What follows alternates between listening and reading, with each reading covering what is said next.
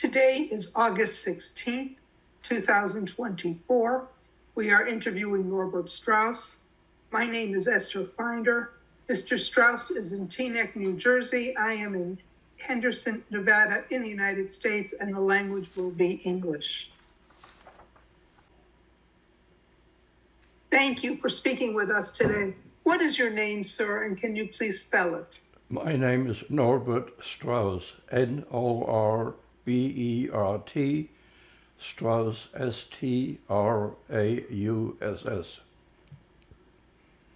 Was this your name at birth? I'm sorry?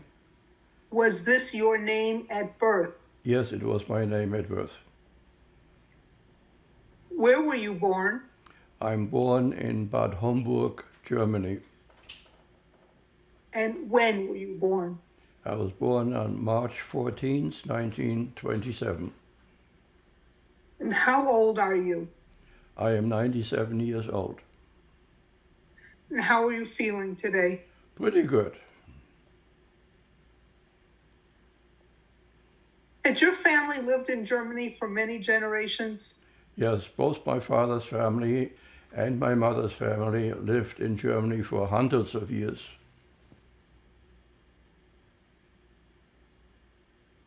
In the same part of Germany where you were born? No, my mother comes from Hamburg in the north.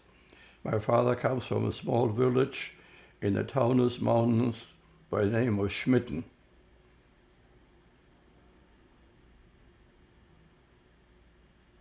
Did your father serve in the Great War? My father was in the artillery in the First World War. Was his service honored? Was the service honored? Did he get any recognition, any awards? Yes, I have several documents that were issued by Hitler or his henchmen recognizing him as a soldier during the First World War. What was his final rank? I'm sorry, what was? What was his final rank? I don't know.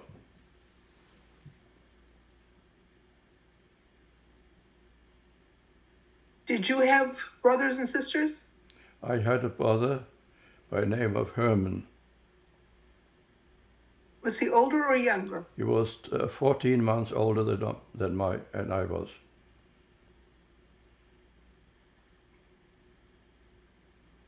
What do you remember of Germany in your childhood? I remember very little, practically nothing before my 6th year. What I remember first is the day that I started going to school when I was 6 years old.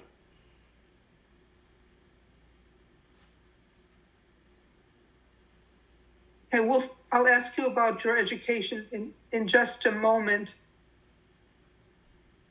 Can you tell us your father's name and what he did for a living? My father's name was Joseph Strauss. And what did he do for a living? He started a business as an apprentice when he was in the late teens after he came out of the army, and the wholesale hides and skins.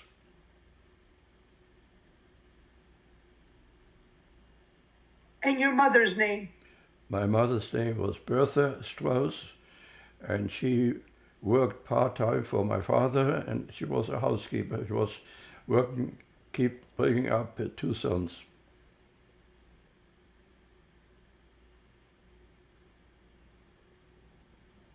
You just mentioned a moment ago that you don't have a lot of memories from before age 6.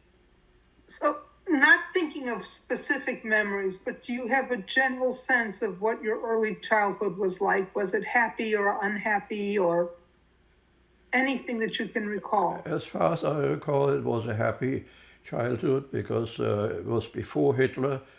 I know the buildings that we lived in Bad Homburg. I visited them again, but I don't remember any specific instances that I recall personally. I have some recollections of what my mother told me that I did, but it's not from my own recollection. Would you like to share any of the things your mother said? Well, there's one thing that I remember that my mother told me that I did is when I was maybe 2 or 3 years old, she saw me out of the window crossing the street just wearing a shirt, no pants, no shorts. And how I got there and how I got out of the building, I don't know, but that's what her mother said.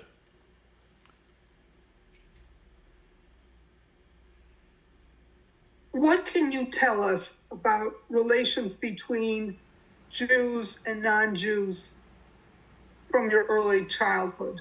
Do you have a sense of what that was like? The first sense that I remember is the first day that I went to school.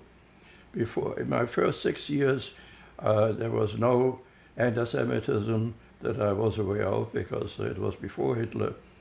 But on the day that I went to school, my teacher came to school wearing his brown SA uniform. And he was such a ardent Nazi that he felt he had to punish the Jewish boys in his class every day.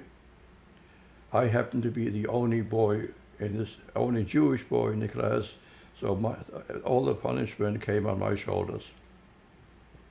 What did he do to you? He gave me extra work to do at home. He used his stick to hit me on the fingers when he passed me by, or he would give me a push with his hip so that I almost fell off the bench. So these kind of annoyances, but they became serious after a while. How did the other students react to the way you were treated? They just looked at me. They didn't understand what anti-Semitism was, most of the boys. So they didn't know why the teacher was doing it, but they could not ask any questions. So they just looked at me to see what my reaction was.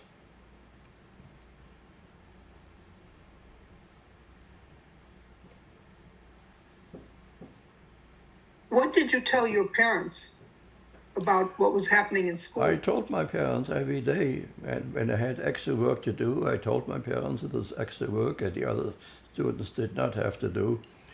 And for 2 years, they listened quietly to my complaints. And after 2 years, they decided to take me out of that school because there was no Jewish school in Bad Homburg. And they sent me to school in Frankfurt. Before we move on to your school in Frankfurt, let me ask you about your home life a little bit. What language or languages were spoken in your home? Only German. Only German. What religious traditions did your family observe? Both my mother's family and my mother, and my father's family and my father came from a religious home. And they were religious, and they brought up their children religious. Can you be more specific? Were you Sabbath observant? They were Sabbaths and Jewish holidays observant, have a kosher household, and they did everything that an Orthodox person is supposed to be doing. Did you have a favorite holiday when you were a child? I think Purim probably was my favorite holiday. Why? It was fun. What did you do on Purim that was fun? I don't remember any details. I just remember the general. Remember, you're talking about the time that I was 6, 7, 8 years old. I don't remember anything specific.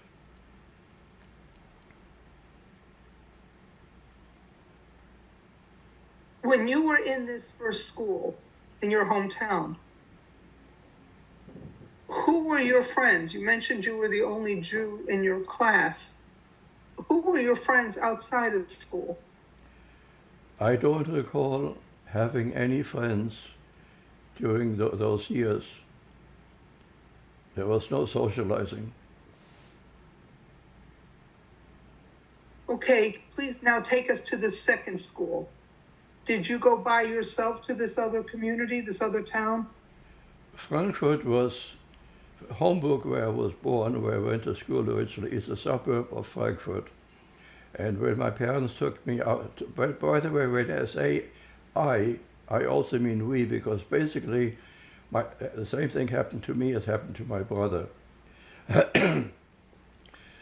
the problem was, to get from Hamburg to Frankfurt, you had to take the streetcar. I hope you know what a streetcar is. It took an hour and a quarter to get to Frankfurt in the morning, and an hour and a quarter in the afternoon going home. And then with homework and some recreation and some sports, it was a very hectic day. Tell us about that second school.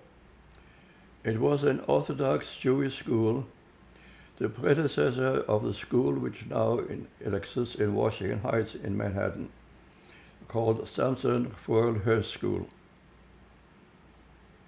And it had Jewish studies and secular studies, and emphasized nothing that was not acceptable.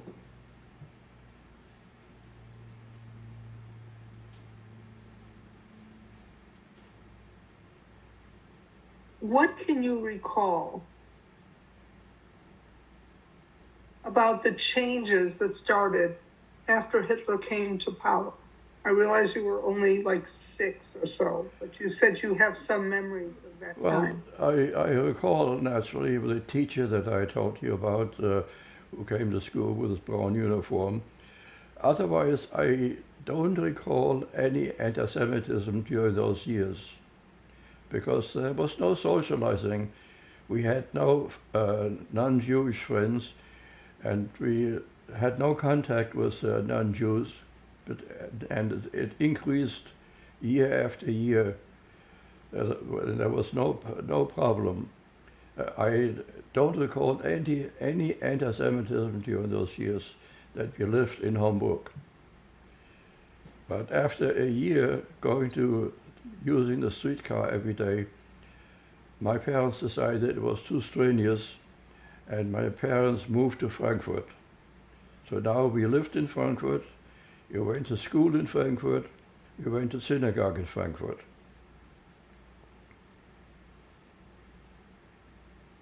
And how was that different for you, your experience? How was that different than where you had been? Now being in Frankfurt, and the years were 1936, 37, every year there were more hardships being put on the Jews. I can give you some examples of what happened. For example, a Jew could not buy in a non-Jewish vegetable store or grocery.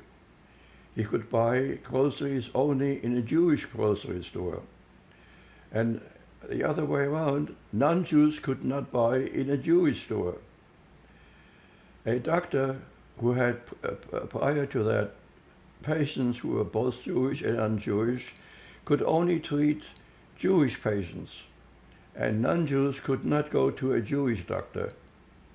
One more example is that our apartment was heated with coal. That was later on in 1938, 39.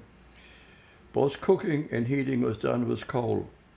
And up to a certain point, the Germans allowed coal to be delivered to the home of Jews, and there was no problem. But all of a sudden, a regulation came out that you could not deliver coal to Jews anymore. We had to go to the riverfront where the coal was, buying burlap bags and a push cart, and fill the burlap bags ourselves and put them on the push cart and push the push cart home to our apartment, and then bring the coal into the basement.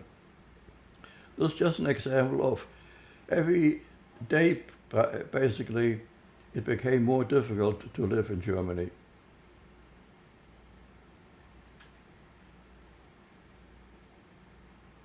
Were you aware of the Berlin Olympics and what was happening there in No, 36? I was not.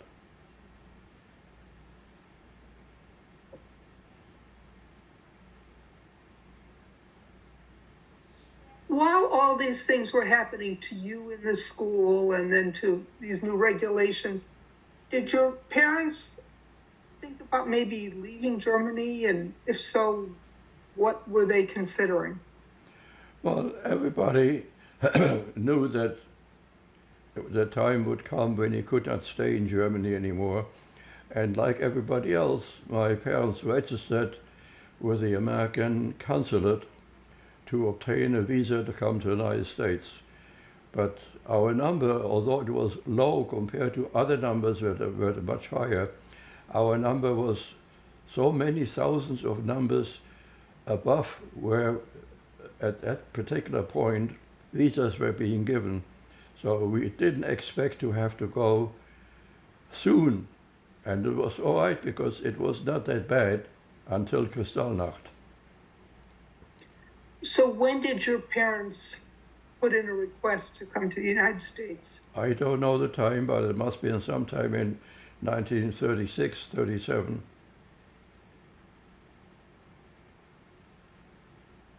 Do you remember seeing some of the anti-Semitic Nazi propaganda in the town? I remember that there were various places in Frankfurt where on the way to school or the way to synagogue, if we dared pass by, they had the Stürme, which was the name of a newspaper, posted outside on the fence. And if you dared walk by, the chance were that it would be beaten up. So whenever we came to a place where there was the Stürme on display, we backed up and went around the block to someplace else. And as we saw the Hitler Youth and the Nazis marching with flags and singing anti-Semitic songs.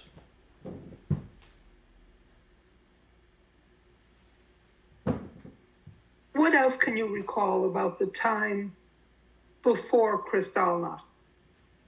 Any other memories?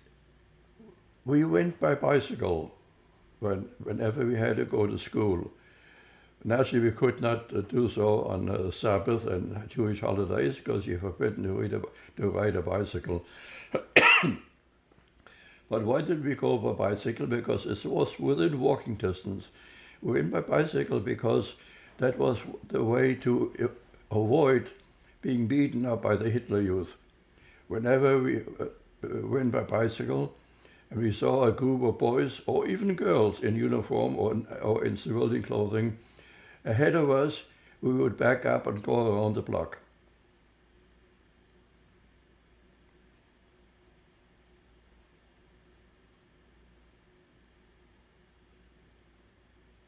What kinds of things did your parents tell you and your brother during this time? Were they able to comfort you in any way?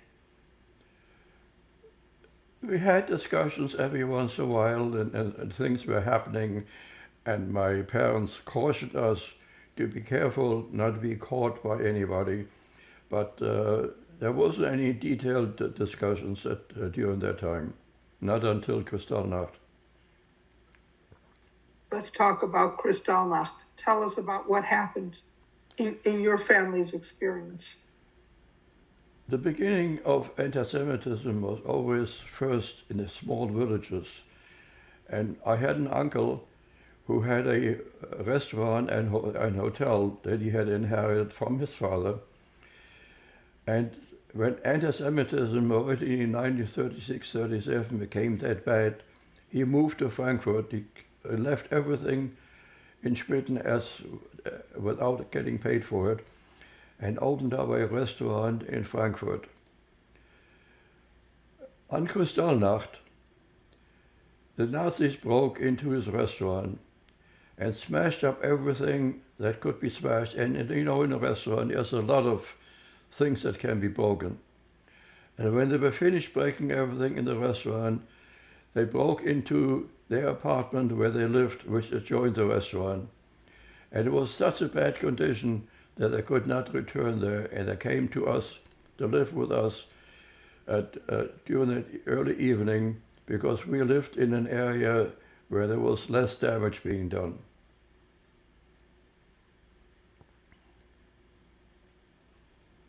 What about your home? I understand, as I was told later on, that the owner of the building stood that night in the lobby to prevent anybody from breaking in because he did not want to have his building, it was an apartment house, smashed up. So we were safe. We did not have to have any problems.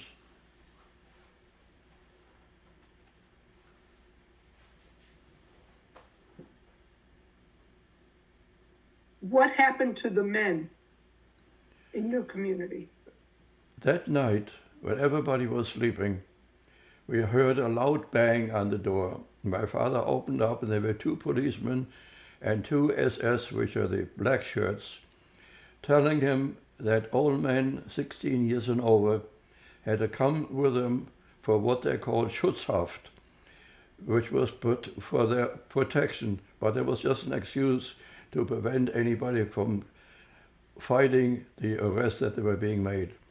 And the only men above 16 was my uncle and my father, and they went with the police, and they were taken to a hall, something like Madison Square Garden in New York, where thousands, maybe tens of thousands of Jewish men were being kept in horrible, terrible, disgusting conditions.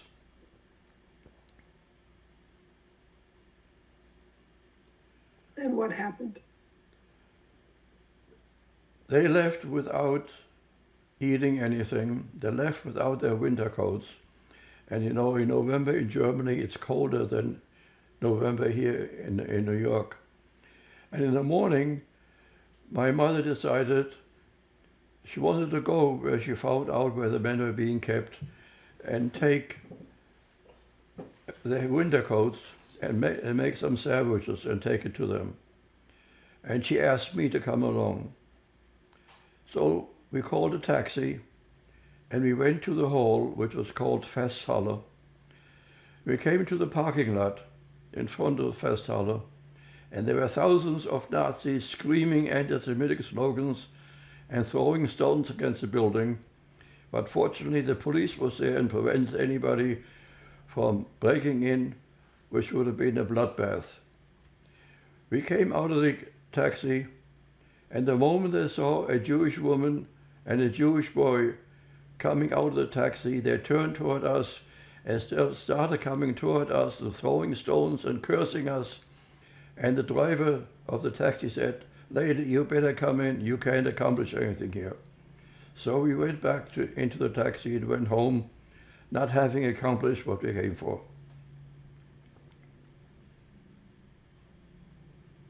What happened to your father next? After a couple of days, the men were all transported to concentration camps, either Buchenwald or Dachau. My father ended up in Buchenwald.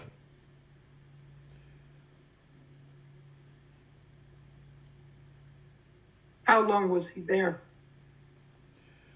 Before I talk about the concentration camp, let me tell you what happened after we got home in the morning.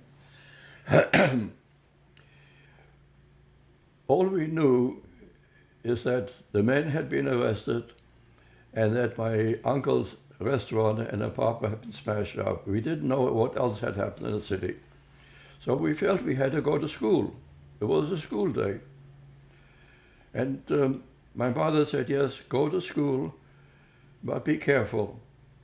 So we went on our bicycles and started driving to school. About halfway to school, we stopped. We saw something in front of us, a horrible sight that no child should ever have to see. We saw one of the synagogues that we had attended in flames, with a fire shooting out of the windows. The fire department was there, but they didn't put out the fire in the synagogue. They only were there to make sure that the buildings to the left and to the right did not catch fire. And we were standing there not knowing what to do. The sight was so unusual, so terrible. And as we were standing there, a man, a total stranger, I'm sure not a Jew, because no Jew would be on the street at that time, a stranger came over to us and said, "Boys, you better go home." So as an adult had told us what to do, as we turned around and we went home, and we were able to tell my aunt and my mother what we had seen. And now they had a better idea of what was happening in town.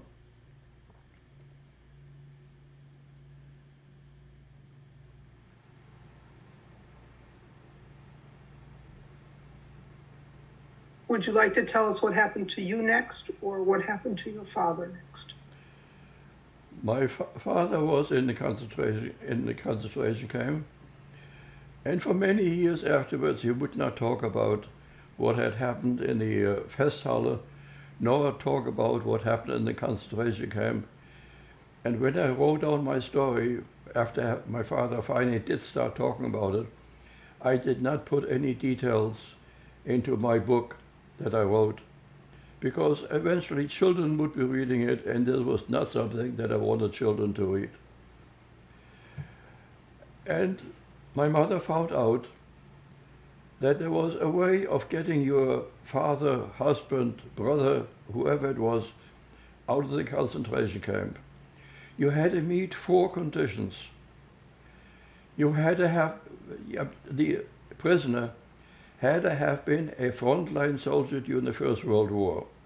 And my father was a frontline soldier, so that was acceptable. He had to sell his business for pennies on the dollar, and he agreed to that. He had to turn over his insurance policies to the state, and the state kept the cash proceeds, the values that were in the insurance policies. And the 4th condition was he had to guarantee that he had to be out of Germany within 6 months. That was more difficult, but he agreed, figuring that he would be able to find some way. And he came home on a Friday night. We were standing on the sidewalk because we knew he was coming home. If we had not expected my father, I don't think we would have recognized him when we saw him. His head was shaven, his beard had grown, the clothing, to the extent that he still had them, was torn and filthy, but he was happy to be home.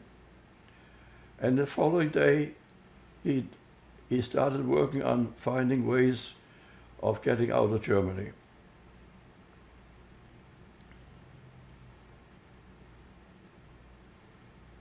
We'll talk about that in just a minute, what he tried to get out. But you mentioned your father didn't talk about it for a long time. When you ultimately learned about this, what did you find out about his time in Buchenwald? It is something I do not wish to talk about, just to what he told us. It's not something that the German people are proud of. And Germany today is not the Germany of Hitler. And by talking about what the Germans did to the Jews, is not something that the Germans are proud of at this time either. Let me just ask, how long was he in the concentration camp? He was in concentration camp for 4 weeks. And can you just tell me also what was the state of his health when he returned? It was relatively good because they had not been beaten, no broken bones or any marks on him, but he told us about what happened to other people.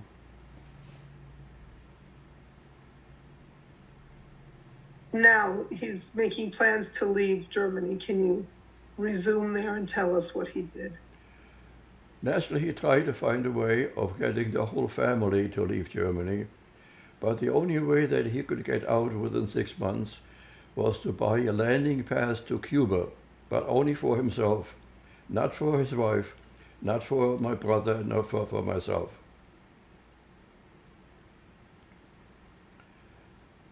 And then what happened? The ship that they went on is famous for what happened to the ship. The ship was the motor ship St. Louis. And all the people on board, and there were over 900 Jews on board the ship, all had bought landing pass to Cuba. It is an amazing story, a story that I wrote about, and is contained in a book that I have, which has all the letters that my father wrote to my mother. My father promised my mother that he would write every day on board the ship, and he did. And although he couldn't mail his letters while on the high sea, he wrote one page after page, always adding on a new date where he was writing. And eventually my mother kept those letters and gave them to me when she came to the United States. And I saw the paper was deteriorating, and I donated the letters to the Museum of Jewish Heritage in Lower Manhattan, who had a way of preserving the paper, and they made me copies. But I realized that since the letters were in German, they wouldn't do anybody any good. So I sat down and I translated all the letters and had them bound into a book that I give out whenever somebody asks me for my book of my stories. Also includes a book about the letters that my father had written. It's an amazing story because the St. Louis, although it's an English name, was a German flag ship. The captain was German. The sailors were German. The captain was honored by the Israeli government as a righteous Jew, a righteous Gentile, and a tree was planted in his honor and his memory in Jerusalem.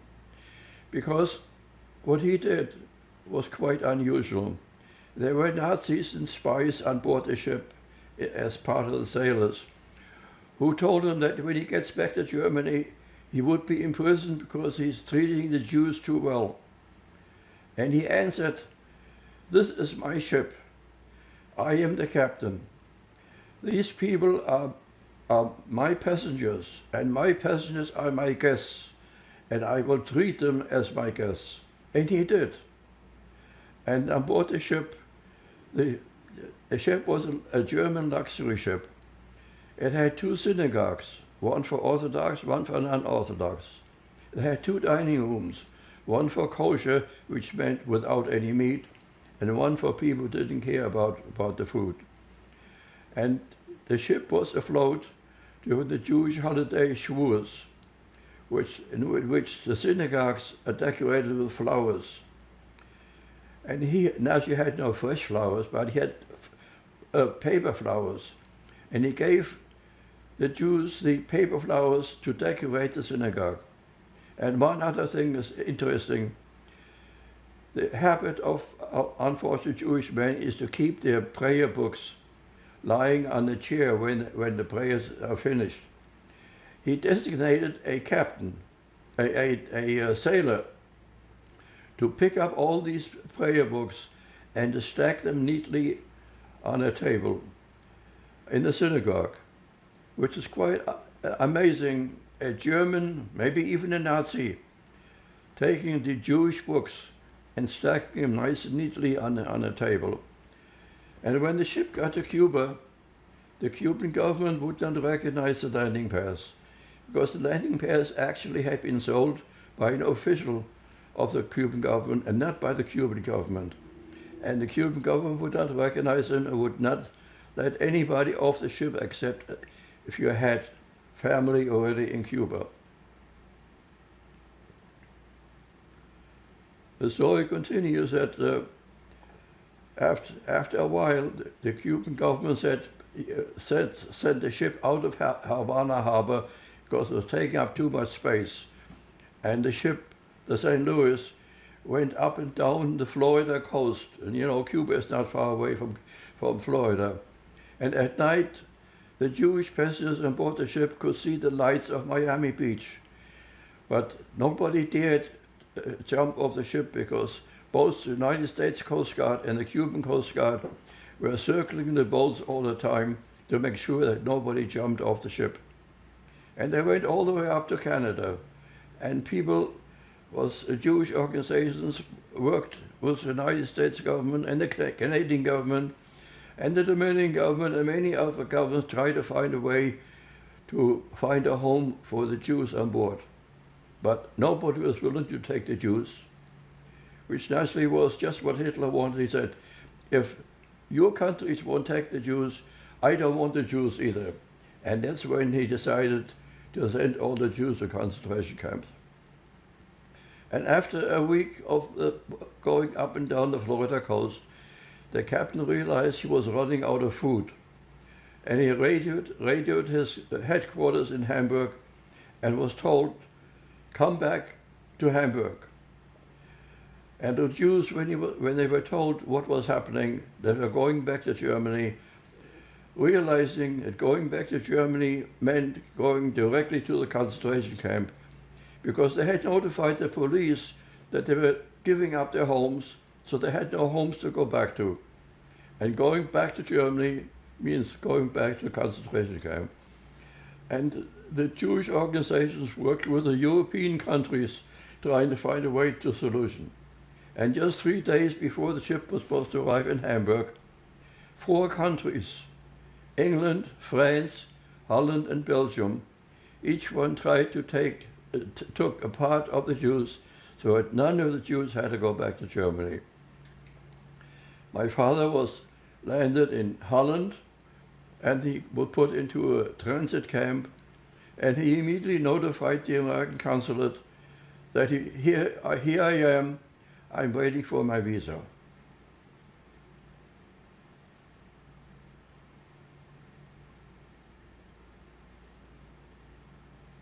I'll pick up your father's story in a minute, but I want to ask you about his departure. He left, the rest of the family did not. Do you remember, and can you share with us what it was like to say goodbye to him when he left? I remember saying goodbye to my father, and naturally, I was 11, my brother was 12, still children. We probably did not realize the consequences of my father leaving, but my mother did.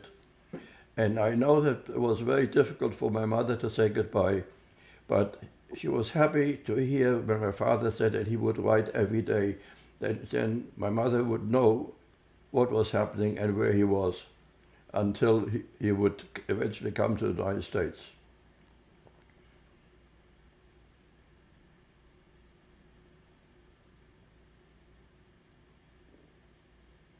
How was the story of the St. Louis reported in Germany at the time? At the time, I suppose it was only recorded as a ship leaving. I'm sure they did not report in the Nazi newspaper that there were Jews on board the ship. So I don't.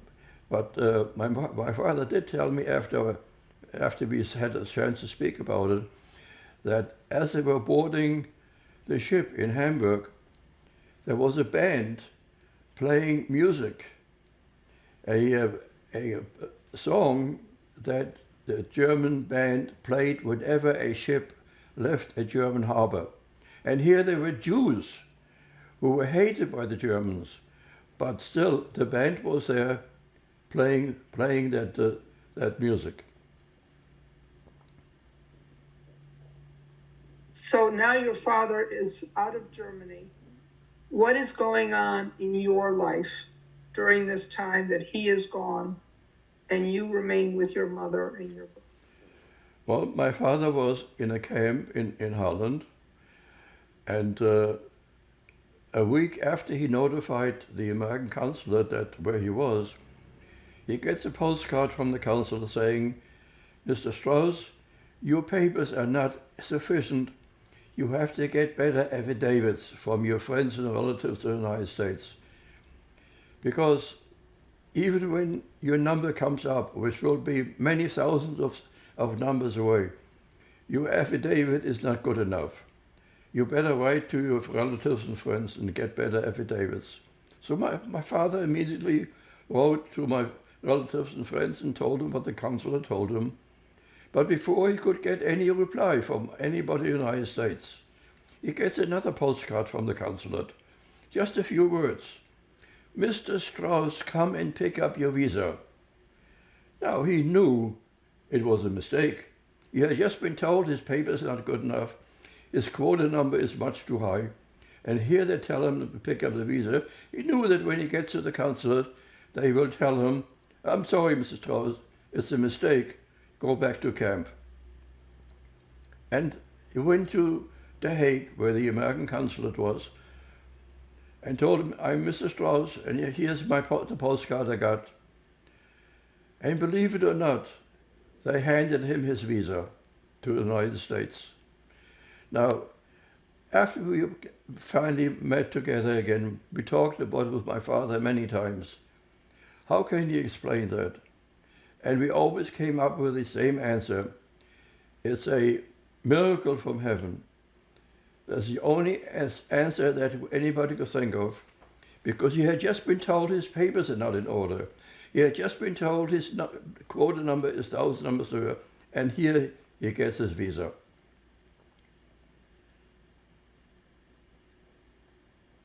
When was this? This was in May 1939. The visa's just for him. Well, we were we were in Germany still. We were not part of what was happening in Holland. And he left in May 1939 for the United States. And naturally, everybody knew that once a family member is in the United States, that the rest of the immediate family would easily get a visa. So my mother, also knowing that, immediately booked a passenger ship from out of Bremen, so that when we get the visa, we would have a ship to go on. And then in September 1939, the war started, and Bremen was closed. No ships were leaving Bremen. A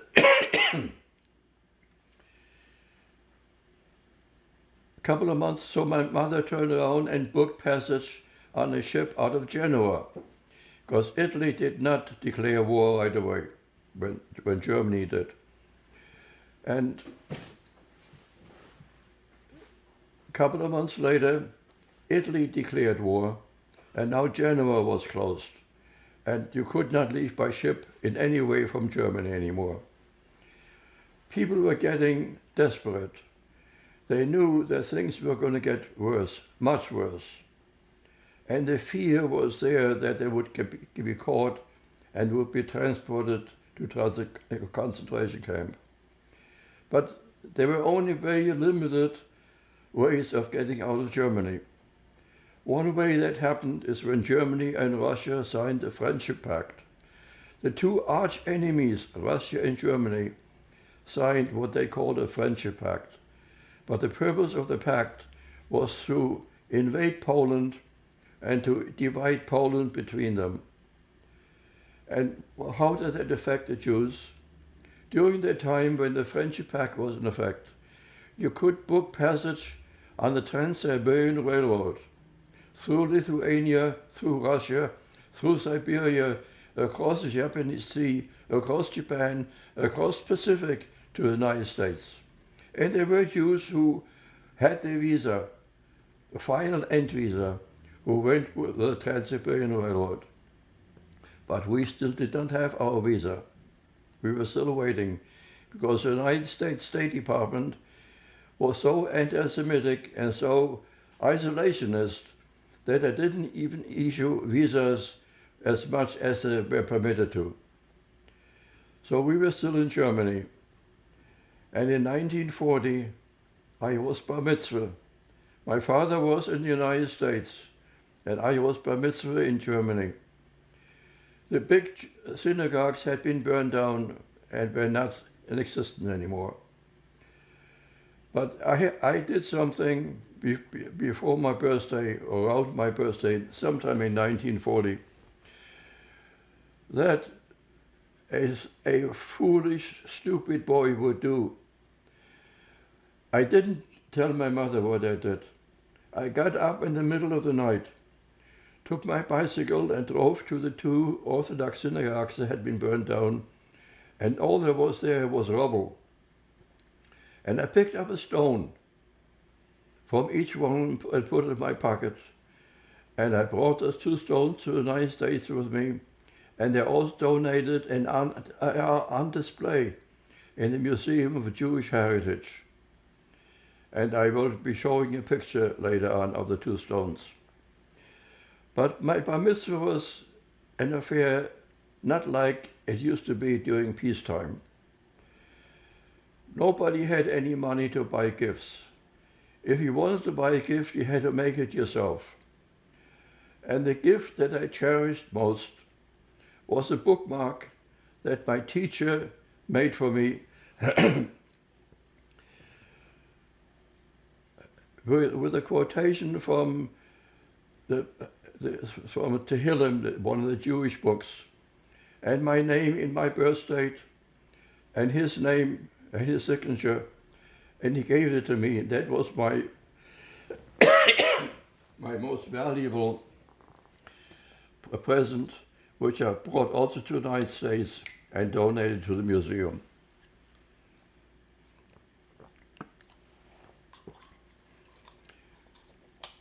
Although the services for the bar mitzvah were normal, there was no rabbi there, because there was only one rabbi for 3 services that were being held in a building which from the outside didn't look like a synagogue and therefore was not burned. But inside there were 3 floors and 3 different communities did their services there. And there was only one Orthodox rabbi, and he took turns 1 week, one synagogue and the next floor.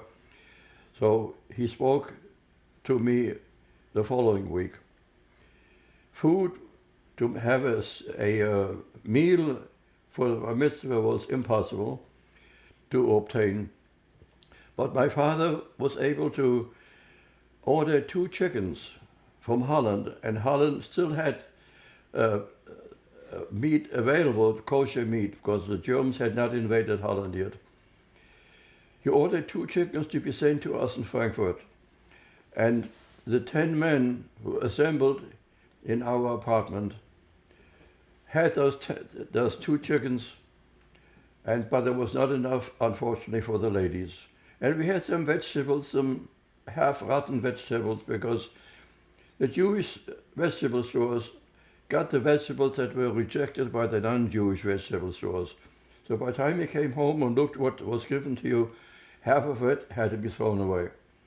But we made the best of it, and with some potatoes, that was my bar mitzvah meal.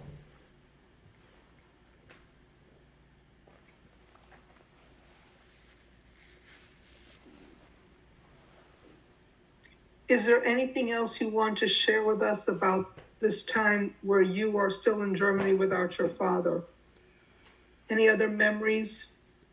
The memory that I have that's most strongly in my mind is the fear of a child of being hurt, of being caught by the Nazis and being beaten up. And on the Sabbath and Jewish holidays, when we had to walk to synagogue, because as I said before, we were not able to use the bicycle, we always had to look ahead to see what was ahead of us, a block or 2 ahead. And if you saw any assembly of men or women or boys or girls, non-Jewish, we would stop and back up and go around the block. There was a constant fear that something would happen to us, or would happen to my mother, or would happen to our apartment that we lived in. And we had moved by that time from the apartment where we had lived during Kristallnacht to an apartment in a Jewish district. It was not a ghetto, but Jews moved together for economic reasons. And we were at that time 4 families in one apartment, all uncles, aunts, and cousins, and none of them survived. All of them were transported to the concentration camp after we left, and they were all killed in concentration camp. It was a fear that continued even till we came to the United States. I remember in the United States, if I would see somebody with a uniform, be it a policeman or a soldier or Boy Scout, whatever it was, I would want to stop and back up and go around the block. But then I realized this was the United States. This was not Germany anymore. But the fear was what was predominant in our mind all the time. When did you leave Germany? We left Germany. I can tell you a story about how we left Germany before we left. Please. Jews had to report to the police every week. Why did they want to know? They wanted to know where you lived, so that when the time came to transport you off to the concentration camp, they didn't have to look for you. So all Jews had to report to the police once a week. One day when my mother was at the police, the officer tells her, if you still have money, I can get you airplane tickets to fly out of Germany. My mother realized that giving money to a policeman was bribery, and bribery in any country is prohibited. Certainly in Germany, it was a ticket for immediate transportation to the concentration camp. So she didn't say anything. She just said, I'll be back next week. She came home and she got together her family, her uncles and my uncles and aunts, to talk about what to do. There was only two things you could do. Either you do or you don't. If you don't, that means just sitting and waiting to be transported to the concentration camp. So if she does, maybe it works. But maybe if it doesn't, it couldn't be any worse than if she does nothing. So the decision was to take money and next week go to the police and give the police the money. And when that day came, we said goodbye to my mother because we did not know whether we would ever see her again.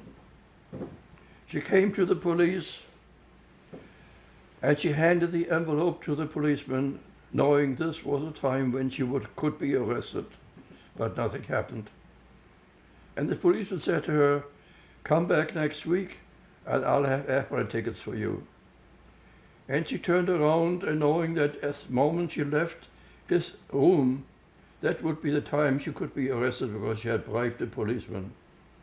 But she left the room, she left the building, and nothing happened. And she came home, and we were happy to see her again. The following week, she went back to the police, and the policeman handed her an envelope with 3 Lufthansa tickets, the same Lufthansa that flies out of Germany today, to leave Germany on January 6, 1941. And when that day came, we packed our few suitcases with a few things that we could take along and went by train to Munich, from where the plane was supposed to be leaving. And we come to Munich and we are told the airport is closed. There had been a snowstorm and no planes were leaving. It was not like today when they have these huge snow plows and they can clear a runway in a short time. This was 1941, and passenger planes flying was not very common yet. So we were standing there on the platform, not knowing what to do. We knew we couldn't go back to Frankfurt because we had told the police we were giving up our apartment. We couldn't go to a restaurant in Munich because the restaurant would have a sign, Juden unerwünscht, no Jews desired. We couldn't go to a grocery to buy food because the stores had signs, Juden unerwünscht. We couldn't even go to a bench in a park and sit down because every bench had a sign, Juden unerwünscht. And as we were standing there, and you know, standing in Germany is always dangerous and not allowed, certainly not as Jews. A uniformed railroad officer comes over to us and says to my mother, "What are you doing here?" And my mother says, "We just came from Frankfurt. We're supposed to take a plane out of the airport, but the airport is closed. We don't know where to go." And the man says to her, "Go over to platforms, and there's a train leaving for Stuttgart. And all the planes that are supposed to be leaving from Munich are now leaving from Stuttgart." And my mother says to him, "I can't." "Why not?" "I have no more money. I used practically the last money that I had to buy the tickets to come here." "You don't need any tickets. Nobody would ask you for a railroad ticket. Nobody would ask you for money. Just go on the plane." Another thing that is unexplainable. When can you go on a train and not pay for anything and not have a ticket? But that's exactly what happened. We went on the train went to Stuttgart. In Stuttgart we went to the airport, and we went on a four-moded Lufthansa. And as we went on the plane, we saw who was on the plane. Uniformed Army, Air Force, Navy, and civilians who we knew were spies going to the spy headquarters in Madrid. But the men and the mothers looked at each other and said, "What's going to happen to us? When the doors close, we are at their mercy. They can do with us whatever they want." And the fear that everybody had on all these days and weeks and months came to the forefront. Fear of what would happen. And the doors of the airplane closed, and nobody looked at us. Nobody spoke to us. Nobody even recognized us, because after all, we were only Jews, less than human beings. We sat in our seats, and one of the men, as my mother told me later, said to her, "If there would be a hole in the floor, I would like to crawl into it because I'm so afraid." But the plane went to Lyon because there was no food on board. The Germans would not allow a plane to carry food out of Germany. In Lyon, the plane took on food, but nothing was kosher, so we couldn't eat anything. And all I ate was ice-cold grapes, and I got very airsick. And the plane flew to Barcelona. In Barcelona, the HIAS, the Hebrew Immigrant Aid Society, took us from the plane and put us up in a hotel and gave us a hot meal to eat. Next morning, they picked us up again from the hotel, took us back to the airport to a two-moded Lufthansa, and we flew to Madrid. And Madrid was supposed to be the lunch stop, but again, the restaurant was not kosher. So my mother went into the restaurant to see what was there, and she saw a pot boiling with rice, and she asked the man, the chef, "What's in that pot?" He said, "It's just rice and water." So that was our lunch. And after lunch, back to the airport and to another Lufthansa two-motor plane, and we flew to Lisbon.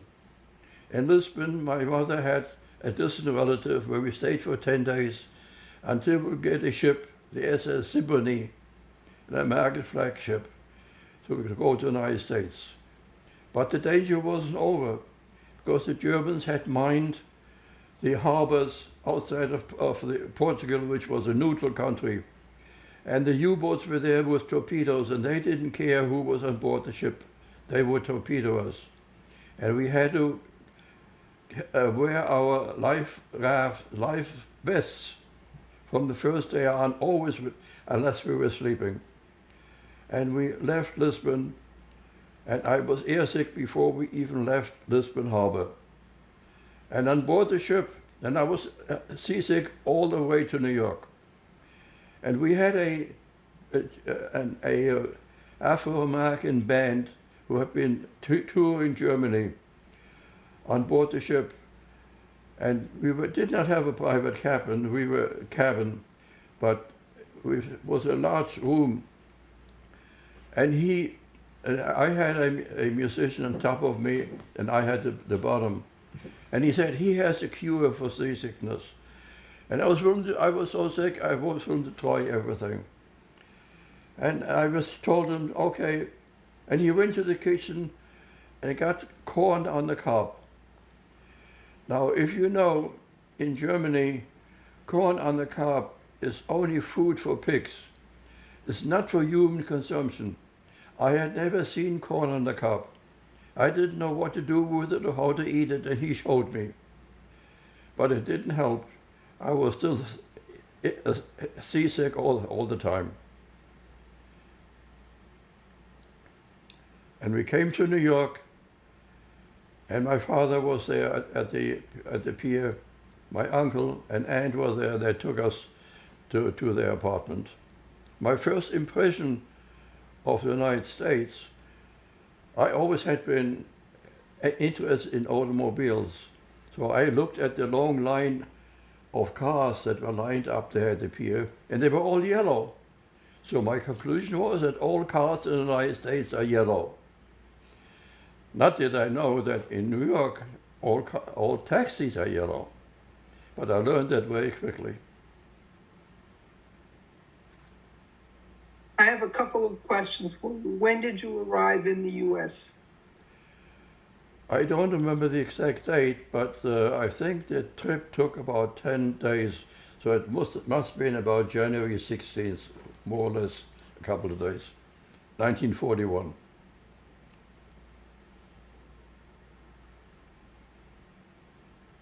You mentioned you took a couple of bags, what you could take with you.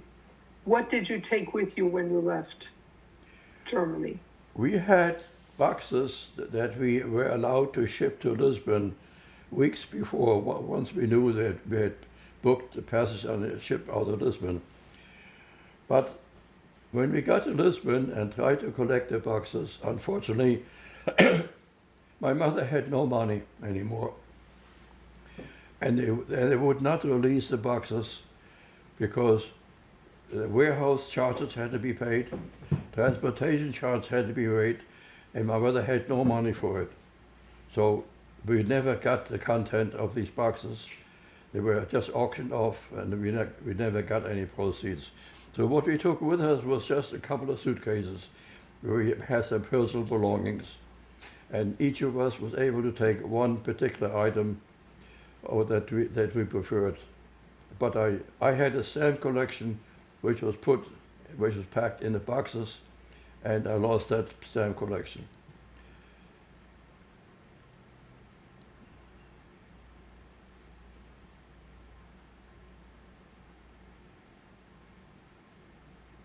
I wanted to ask you about something you said with regard to getting on the plane with all the people in uniform and whatever. On the plane. How would they know if you were Jewish or not? You could look at the Jewish person and could tell from the clothing and their behavior that they were Jewish. The Nazis had given out pictures of what the Jews looked like so that a non-Jew could identify the Jew. And Jews dressed differently, they behaved differently. You could see the fear in the Jews, and that gave us away. And they knew that we were Jews. Was there anything like a Star of David or a J in your passport or anything like that that would be a giveaway? No. The Star of David was only given out 6 months later, or actually 9 months later in September 1941. So we had nothing to give us away as Jews, except they could tell they looked like Jews, we behaved like Jews.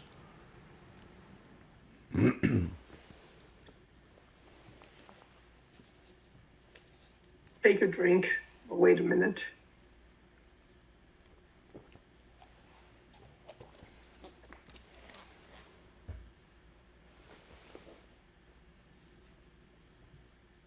When you first came to the United States,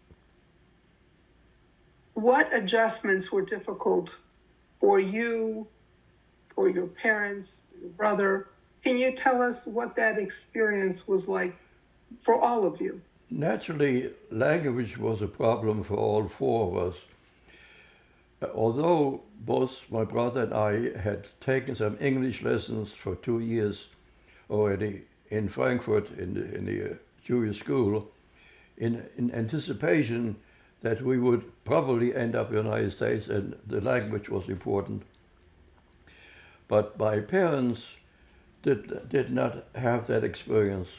So for them it was more difficult, and initially they spoke German at home, but then after a while they decided there's another way of learning English by speaking German, so they, as best as they could, spoke in English. Another adjustment they had to make is that the clothing that we wore, that we came from Germany, were typical German clothing that was not worn in the United States. So on the very first day that we were in New York, my aunt took us downtown to the east side and bought us jackets and pants and shirts that we would look like we couldn't be identified as immigrants. So those were the two main problems. But after a couple of months, my parents were able to rent an apartment, and fortunately the public school was just a block away, and we started in the public school. How was that adjustment for you? Well, it was difficult and sometimes very comedy, because when we would mispronounce something, then the rest of the class would start laughing. I can give you one example. I was asked to read something from a book, and I did my best that I could, because reading in English is easier than speaking English.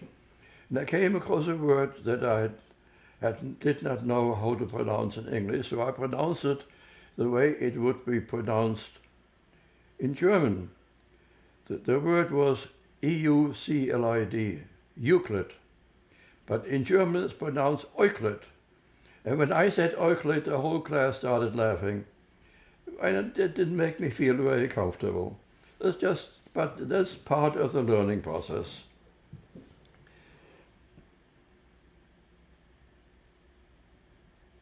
How were you treated by Americans when you got here? We were treated very well. I don't recall any acts of anti-Semitism during those years, or any comments from any of the students or the teachers. We were comfortable, but it took us a long time to get rid of our fears that were ingrained in us.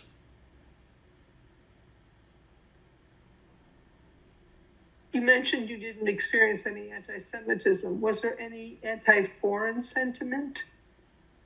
There's a war going on in Europe with Germany, and did anybody say anything about you being German? As a child, we were really not into following the war. But my parents did, and we heard my parents talk about it. We didn't understand everything they were saying, but obviously it was a problem.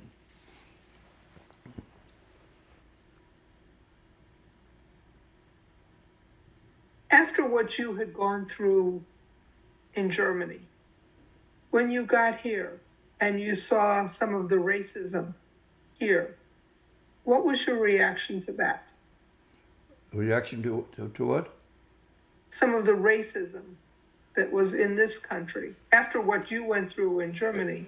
It did. We were not involved with you're talking about racism. It was not something that, as children, we were involved with. So we were we didn't hear anything, we didn't see anything, and we just simply assumed that there was no problem in the United States about being Jews. We walked on the street, except for the fact that we were afraid when you saw a uniform. We walked on the street without being afraid, and we had everything that we needed. What was going on in your life from 1941 until the end of the war in 45?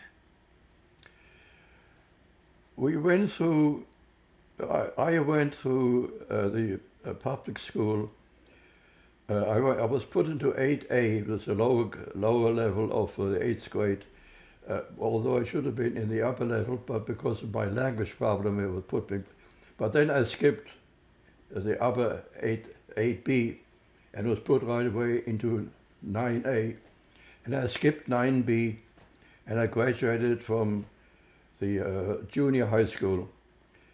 And for reasons which I do not know, I was accepted in one of the best New York schools, Stuyvesant High School. I took a test to get in. It was not a test in English, it was a test in science and math. And science and math had been major efforts in Frankfurt. And I was better in math and science than the average American was. And maybe that's the reason why they accepted me. And I went through Stuyvesant High School in 2.5 years. I graduated from the high school in 1944. Remember, I come to the United States only 1941 and a year in junior high school, so the high school went very fast. I had always been interested in automobiles and always wanted to be an automobile engineer, designing cars. So after graduating from high school, I went to City College of New York Engineering School. Although everybody told me, don't go to engineering school, engineers are very anti-Semitic, and as a Jew you would have problems.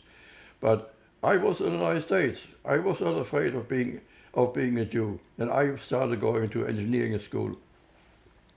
But I knew that I was 17 years old, and that at 18, with the war still on, I would be drafted.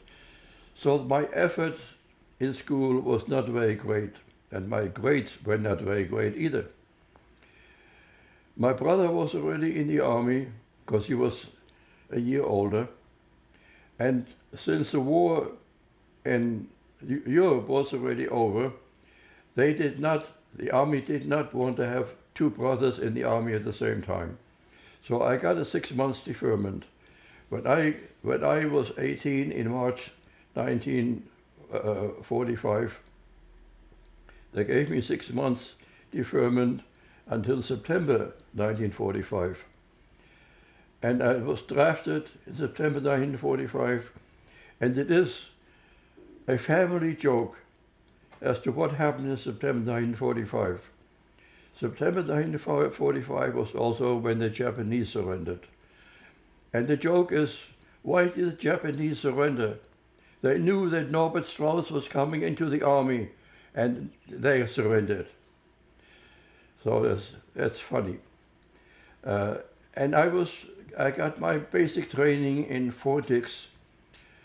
And the first day that I was in Fort Dix, I had KP duty, working in the kitchen, cleaning pots in which cheese and spaghetti had been cooked.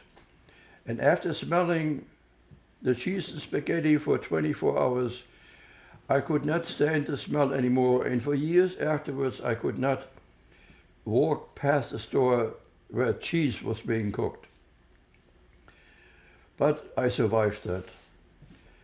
A couple of weeks into my basic training, I was called in to my captain, the company commander, and I was wondering, what did I wrong? Why was I being called in? And he said to me, based on your record, when you finish with the basic training, you will be assigned to West Point as an instructor. I was so shocked, I didn't ask any questions.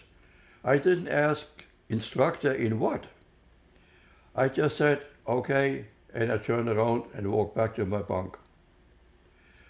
To this day, I don't know what I was being instructed, because it never happened.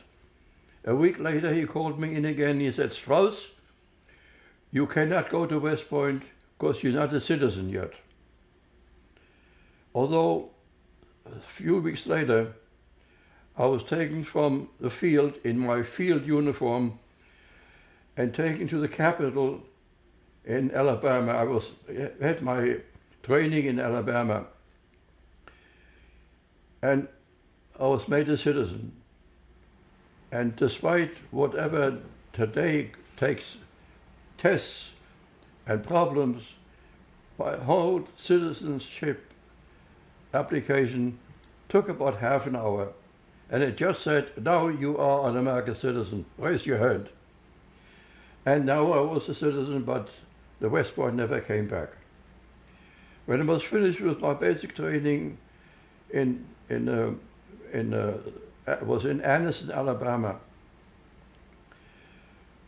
I had furlough for 2 weeks, and then I was reassigned to report to Army camp in Georgia for reassignment. And there's something very strange happened. There are 3 ways of doing things. There's a right way, a wrong way, and an army way. Well, what happened to me in the camp there was the army way. Now I'll explain. I was bunked together with a fellow from Seattle who was a typical American boy, very nice boy, but he spoke no languages. He knew no languages. And he was being assigned to interpreter school to teach him German, to send him to Germany to be an interpreter. And I, who spoke, read, and wrote German fluently, I was sent to the Pacific, to Korea. And I ended up in California, put on a ship. And the typical American boy had no idea of who Korea was. In fact, the name had been changed. The Japanese who had occupied Korea, their name was Chosen, Chosen for. And I, who knew geography very well, because geography was one of my preferences, I was able to explain to them where Korea was and that there was a Japanese occupied country during the war, and that now the Americans had taken it over. And we came to Korea, we landed in Incheon. Incheon has a very flat harbor, and the ship could not even go to a pier. We had to climb down the sides of the ship into barges that we went onto the pier then with our packs. And I was in the infantry, and doing infantry, you do guard duty. Guard duty is not very challenging. It's 2 hours on, 4 hours off, 2 hours on, 4 hours off, day and night. And something happened to get me out of the infantry.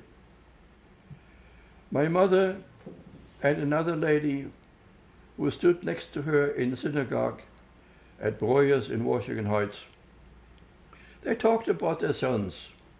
My mother said, my son just got to Korea and he's in the infantry and he's not happy there. And the other lady, whose name was Kissinger, said to my mother, my son is also in Korea. He was already discharged from the army and he has a high civilian post. Why doesn't your son contact my son and maybe he can help get him out of the infantry? And so my mother wrote to me and I contacted Walter Kissinger, the younger brother of Henry Kissinger, who in years later would become our Secretary of State. And he asked me to come to his office. He said, well, no problem, we'll handle it. Just make an application to your company commander and request a transfer to the military government where he worked. And so I did. I went to my company commander. And he said to me, Strauss, you can apply, but I know it's going to be rejected. I will accept your application, but the battalion commander is not allowing anybody to leave his battalion because he's short-staffed. And so I applied, and he passed it on, and as he said, it was rejected. So I went back to Kissinger and said it was rejected. So he said, okay, he will apply through Corps headquarters, which is about as high as you can go, to request for a transfer. And so he applied, and Major Bong, who had a sign off on it, again rejected it, despite the fact that the application had come through Corps headquarters. So I went back to Kissinger and he said to him, it doesn't go up, it doesn't go down. What do we do next? And he said, I don't know, something will come up, don't worry. And something did come up. One day I was standing at night on guard duty, and the lieutenant drives up and says, Strauss, come into the jeep, you're being reassigned. I knew from nothing. I drove back to my bunk, packed my belongings, and next morning I reported to Kissinger in the military government in the main Capitol building in Seoul, Korea. And he told me what happened. And if he didn't show me the documents, it's a story that's unbelievable. The story is that Major Bong came to Kissinger, and Kissinger's responsibility was to approve any work that the army wanted to have done from the industry in Korea, and any work which the industry in Korea wanted to have done by the army, it had to go through him, and he had to approve it. So one day Major Bong came to him, and Major Bong did not know who Kissinger was. But Kissinger right away recognized the name Major Bong, who had twice rejected the request for transfer. And Major Bong asked Kissinger whether the Korean civilian aluminum industry could make the mess trays for the army, who were still eating out of field kits, because MacArthur kept everything in Japan. And Kissinger said, yes, sure they can, but I have one request from you. And Major Bong said, sure, anything you want. And Kissinger said, I want one of your men in your battalion to be transferred to the military government. Sure, no problem. And that's how I got out of the infantry into the military government. And the following day I reported to Kissinger in his office, and he assigned me to the lowest level in his office to run a mimeograph machine, the old type with a purple drum, that after the day was over, your face was purple, your hands were purple, your clothing was purple, but that was my first job, and I was out of the infantry. And I was in the military government for about 13 months. And Kissinger got me a promotion from private first class to corporal. And a few months later, he got me promotion from corporal to sergeant. And further promotion to staff sergeant was in the works, but my papers were already on the way back to the United States for reassignment. But I had two titles during my job. From running a mimeograph machine, I ended up as chief clerk of the Department of Commerce and sergeant major of the Department of Commerce. Chief clerk was in charge of all the civilian personnel, and sergeant major was in charge of all the non-commissioned army personnel. And when I was asked what title I wanted, because I could not have two titles on my discharge papers, sergeant major didn't sound right to me because it sounded like a military title. It wasn't a military title, it was a position. So I said, I'll take chief clerk. So my discharge papers called me chief clerk. And I was discharged, and I came back to the United States, back to Fort Dix, and I was discharged, and I came home. And since I had worked in an office, I had changed my mind about becoming an engineer. I went to Bernard Baruch Business School to work in an office because I had fallen in love with office work.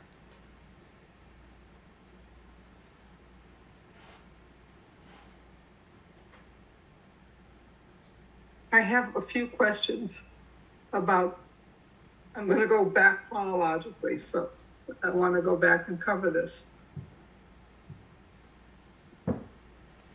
During the war, still during World War II, what did you know during the war about what was happening to the Jews under Hitler? Even when still in Frankfurt, we knew that Jews were being transported off to Poland. We did not know of concentration camps. We knew of labor camps. But how did we know? Because already Jews who had come into Germany the 10, 20 years earlier, for economic reasons or for maybe for military reasons, already had disappeared. I would come to school in the morning and a boy who the day before was sitting next to me was gone. Or maybe even my teacher was gone, because they were East European Jews and they had been transported out, and many of them just dumped at the Polish border. So we knew there were camps, but they were known as labor camps. Details of concentration camps, Auschwitz and Birkenau, were not known at the time to the public.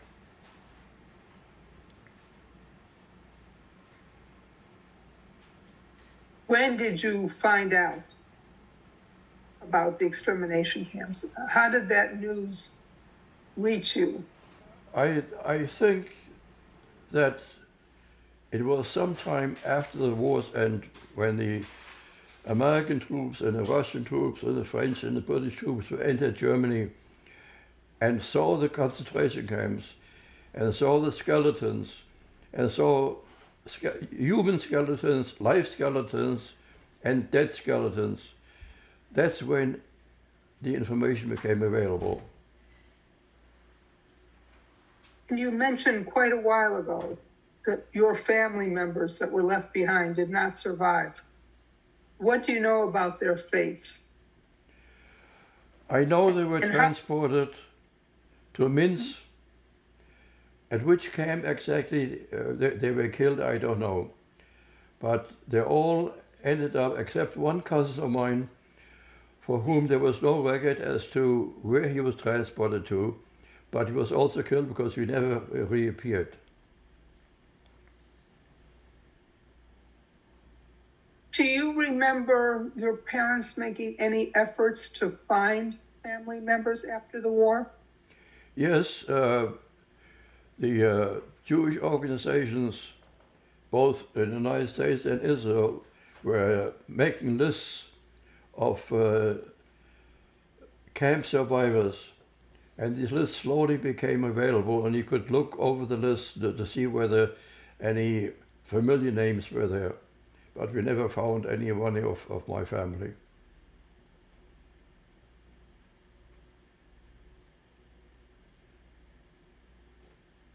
What anti-Semitism or anti-foreign sentiments did you experience in the army, if any? There were some comments of fellows near my bunk, fellows who had never met a Jew before, and made derogatory statements, but there was never anything physical, and they were very careful not to have a superior hear them say that, because it was forbidden to make any racial comments.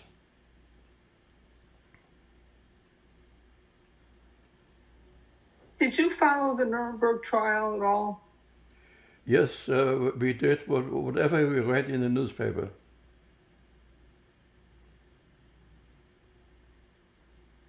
Do you feel justice was done? I always feel that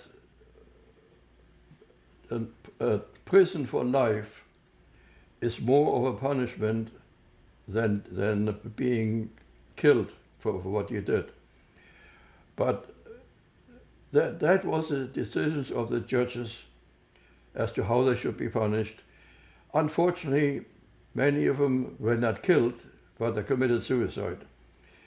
Would have been better if they would have been killed, but they came ahead and had the cyanide in their mouths or whatever they did and committed suicide. But it's all the same, as long as they were dead. I personally feel that prison life for life is more of a punishment.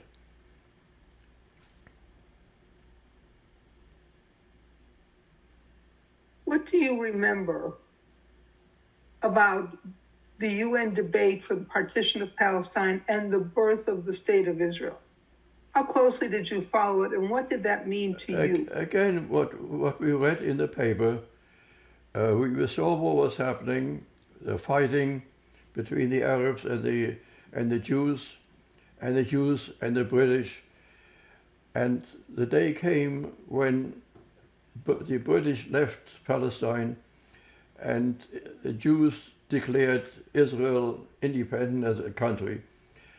But we saw in the paper the fighting and the killings that happened, and we were very concerned about it because my mother had her mother still living in Palestine and two sisters with families in Palestine, and naturally we were concerned about their safety.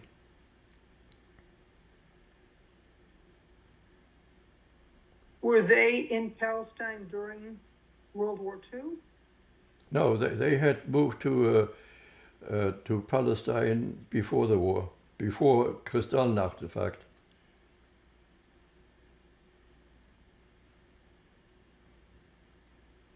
Have you been to Israel? Have I been to Israel? I've made it a point since the early 1950s to go to Israel at least once every year. And I was successful, and some years even going twice, because I was very active as a volunteer with the Shaare Zedek Hospital in Jerusalem. And after a time, I became a director of not only the American Committee for the hospital here in New York, but also on the board of directors of the hospital itself, and had to go to board meetings. And also the company that I worked for had some business connections in Palestine, in Israel, and even for a couple of years, I went 3 times to Israel, but I try to make it a point of going to Israel at least once every year. Can you tell us about this work that you did, this volunteer position? I worked for a company by the name of Philip Brothers. After I graduated from college, I applied to 2 companies. One was a company that my father did business with, and they interviewed me for a traffic position, because I had taken majority of traffic courses in City College. And they said, yes, I think we're interested in you, we'll let you know tomorrow. That same day in the afternoon, I had another interview with a company by the name of Philip Brothers, where a friend of my mother from Hamburg, where she was born, was the executive secretary of the chairman of the board, and she got me the interview. And I got an interview, and if we compare with what interviews are now, with investigations of FBI and CIA and police and all kinds of investigations that before you get hired, your paper file is an inch high. But I was interviewed, and the chairman of the board was sitting behind his desk, and the head of the traffic department was sitting on one end of the table, I was sitting at the other end of the table. And after a few questions of my background, the chairman of the board, whose name was Siegfried Allmann, turned to the head of the traffic department, name of Siegfried Fishman, and said, I think we can use him in your department. And I was hired. That was it. And I started as a traffic clerk, doing calculations all day long, because part of the work of a traffic clerk was calculating and issuing the invoices to customers. And I was doing the calculations, some very complicated calculations, but all multiplications, divisions, percentages, additions. But my math was not a problem for me. I was quite comfortable with math. But my office, in quotes, consisted of a small table in the office of the head of the department, which was not very comfortable because he could always look over my shoulder.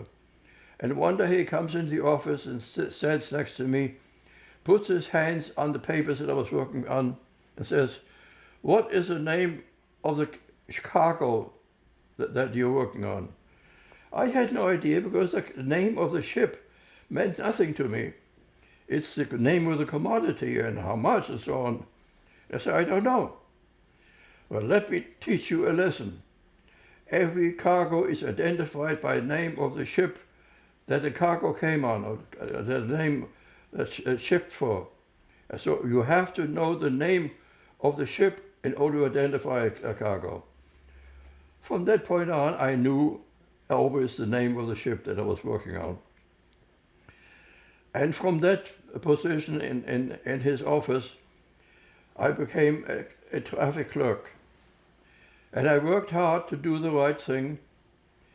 And when the time came for the traffic manager, Mr. Fishman, to retire, he appointed 3 people to be triumvirate traffic managers. There was a Mr. Stern, who had been hired a few years earlier, and there was a Mr. Larry Cohn, who had been hired about 8 years earlier. And they both had seniority over me. But we tried to work together. But eventually the point came where I realized you can't work as a committee. You cannot run a department by a committee.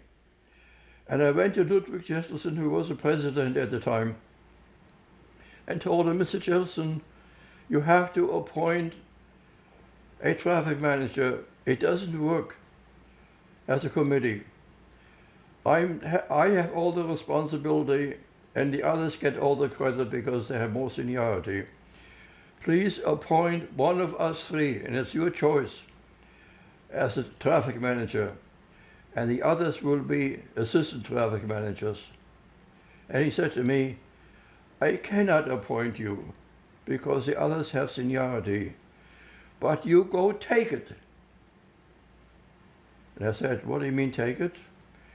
"You go act as traffic manager, and the others will after a while accept you because you are the better man."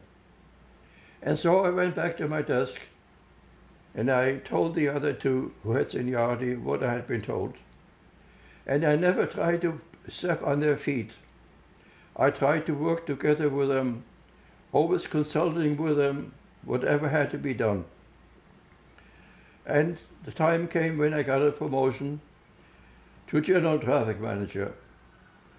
And I asked Mr. Jefferson to promote the others to traffic manager so that they would only be 1 step behind me. And when after 36 years I saw the handwriting on the wall, I took early retirement as general traffic manager, and by that time I had also become a group vice president of the company. And the others, I pulled them along, they became vice presidents because I wanted them always to be just 1 step behind me. And I had worked for Philip Brothers for 36 years. I took early retirement because I saw the handwriting on the wall that the needs for middlemen, and Philip Brothers was a company that acted as a middleman between producers and consumers in the metal and ore field. And I took early. Yes? I'm sorry, you had already told us you took early retirement. I had asked you about your work. You said you did volunteer work with the hospital in Jerusalem. And I was wondering, where does that fit in? That was volunteer work, which started as I was working for Philip Brothers and continued for many years after. I was active as a volunteer for a little over 30 years, both in the American Committee for Shad Tzedek Hospital and at the same time also as board of directors of the hospital itself, and then eventually also as a board of governors.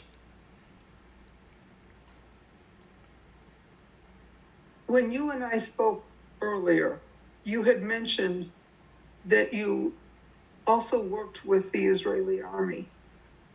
Can you tell us about that? I'm sorry, I didn't understand your question. When you and I spoke previously, Yeah. you had mentioned that you worked with the Israeli army. Can you tell us about that? In 1982, I was on vacation at a hotel. It happened to be the hotel where I met my first wife.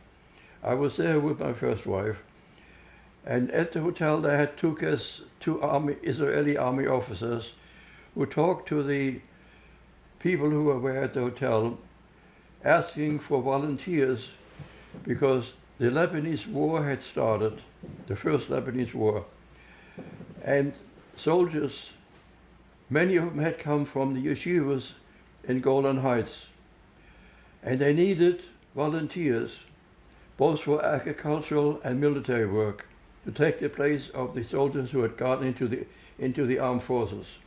And they asked volunteers, and I asked my wife how she felt about it, and she said, "Go." And I went to my boss and said, "Can I have 4 weeks off?" He said, "Go." Everybody agreed. So I applied, and I was promptly rejected. I was too old. I was 55 years old, and they were looking for 18 years old, 19, not 55-year-old men. But I don't take no for an answer, so I applied again, and I was again rejected.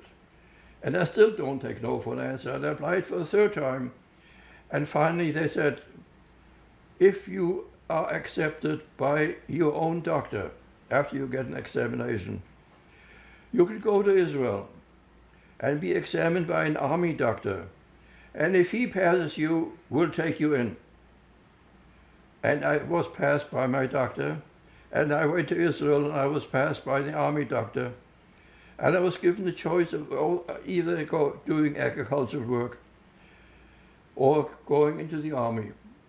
And since I had been in the American army and I knew which way the rifle, the bullet came out of, I chose military work.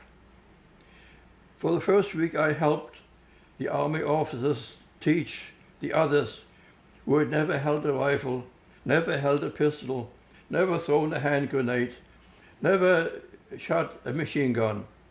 And then I was assigned to the border patrol on Golan Heights, facing the Syrian army.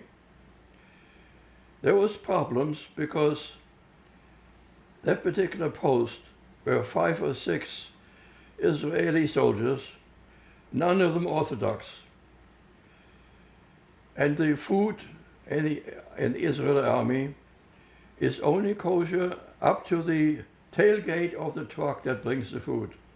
Once it leaves the tailgate and goes to the kitchen, if the kitchen isn't kosher, and the kitchen there was not kosher, it was in a tunnel dug into a hill. So I had to be there when the food truck came, and I got myself food from the tailgate for myself so that I could have something to eat. But it was a very interesting and challenging job because I would stand in a trench and look at the Syrian soldiers looking at me. I had a size binocular, one of those big binoculars that I used to look at the soldiers. And I saw the Syrian soldiers looking at me using a size binocular, probably the same type as I was using. I was only warned, never stretch out your hand, because from the Syrian trenches, a stretched hand might look like a rifle, and they might think that somebody's pointing a rifle at them. And when the time came for the post to be deactivated, I helped the soldiers deactivate, loading the hand grenades and the artillery shells onto a truck, being very careful when picking up a case of hand grenades that there were no scorpions underneath the case, because that are not very pleasant animals.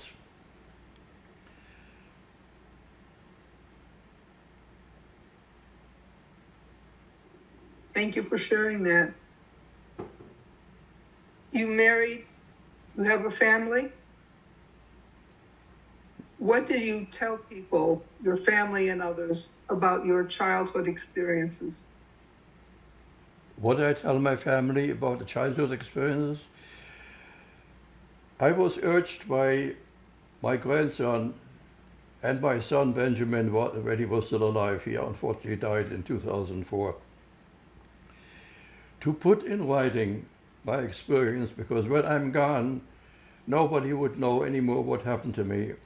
And the story that I have, or that many other people have, is very important to be able to remember the Holocaust. And they urged me to put it in writing. And I started writing first my Holocaust story, and then I added other parts, and finally it ended up in a book called My Stories.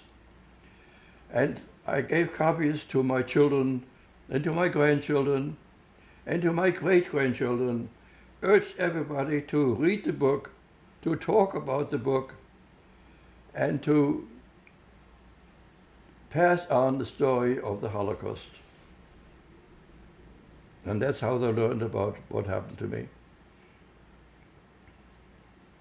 Is that the book that you referred to earlier, or are there other books? I will show it later. Okay. Have you gone back to Germany since the war?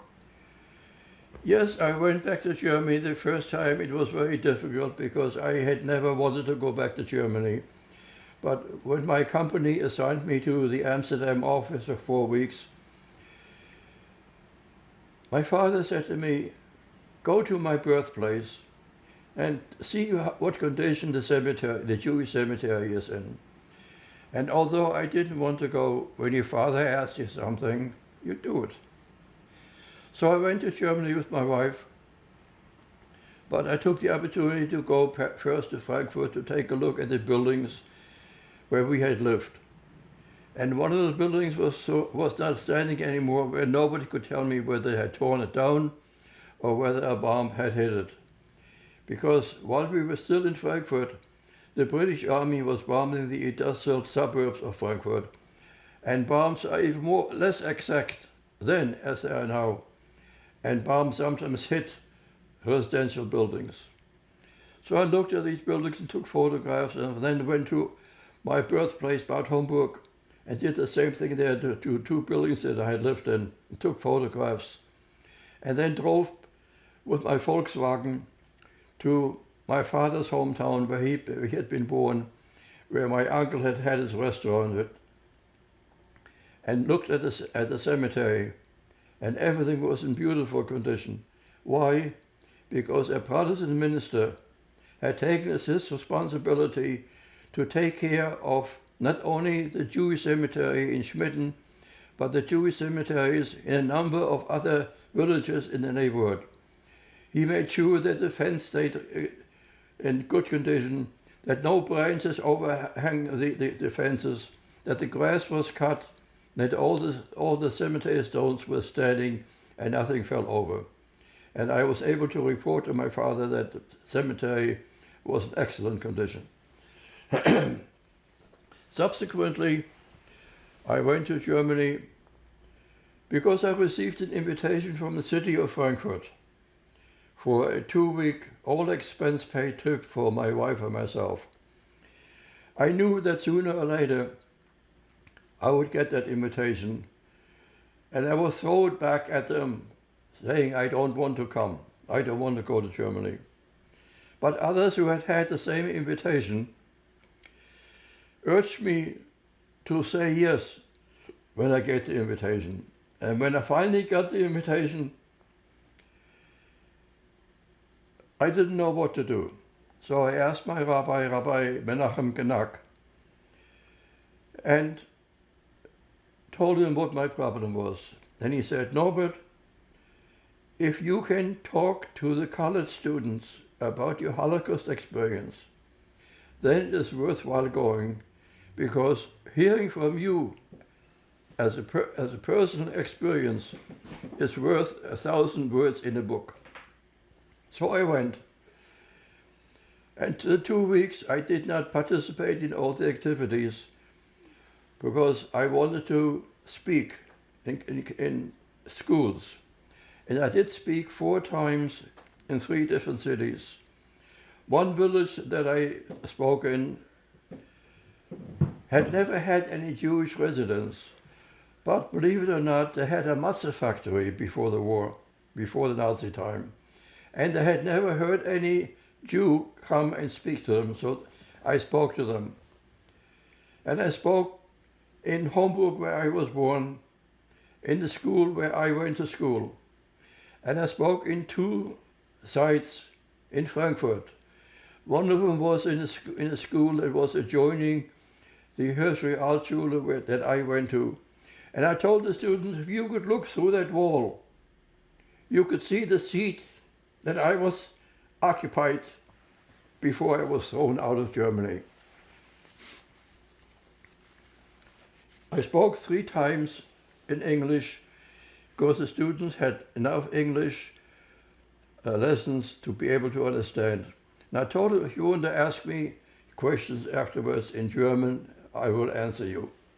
But the 4th time, they were younger students. They did not have enough English. And I was asked whether I could speak in German.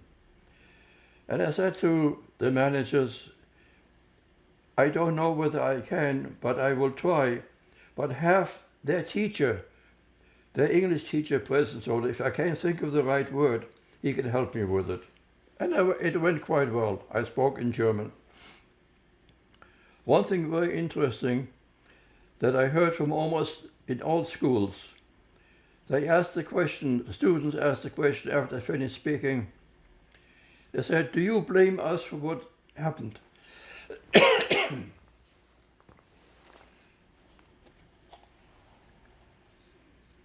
Are you okay, or would you like to take a break? Pardon me? Are you okay, or do you want to I'm take a fine. break? Just my throat gets a little dry. Okay. Do you blame us for what happened? And I said, how can I blame you? You were not even alive. The next question would be, do you blame our parents? Well, the chances were that their parents were maybe members of the Hitler Youth, but certainly not SS or SA. But the third question was a difficult one. Do you blame our grandparents? I did not want to say yes, because there were Germans who were not Nazis, who joined the Nazis because they had to. And maybe the grandparent or that student who's asking the question was not a Nazi. So I thought about it for a minute and I said, I cannot be the judge who is guilty. The judge has to be God. And they were satisfied with that answer. And I had the almost same question in every school. One more time I went to Germany with my daughter and my wife Dorothy, because they had heard me tell my Holocaust story so many times, and Dorothy is always present since we were married every time that I speak, and many times my daughter Esther is present.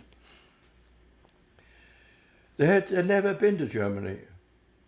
They had never been to Europe, although my wife is born in Paris, but she was just a couple of weeks old.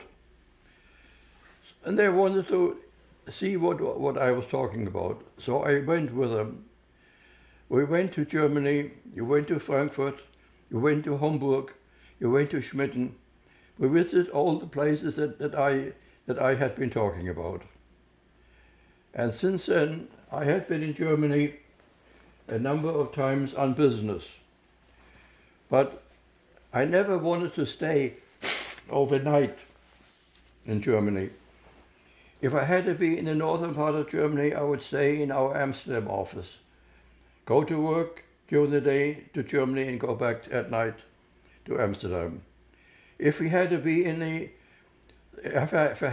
the southern part of Germany, I would go to a Swiss office and stay there overnight, go to Germany during the day and go back to Swiss during the night.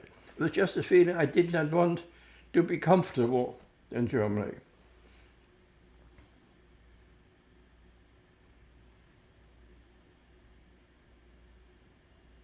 You recently, did a holographic interview.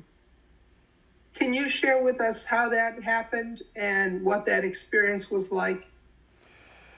I'm a member of the Speakers Bureau of the Museum of Jewish Heritage.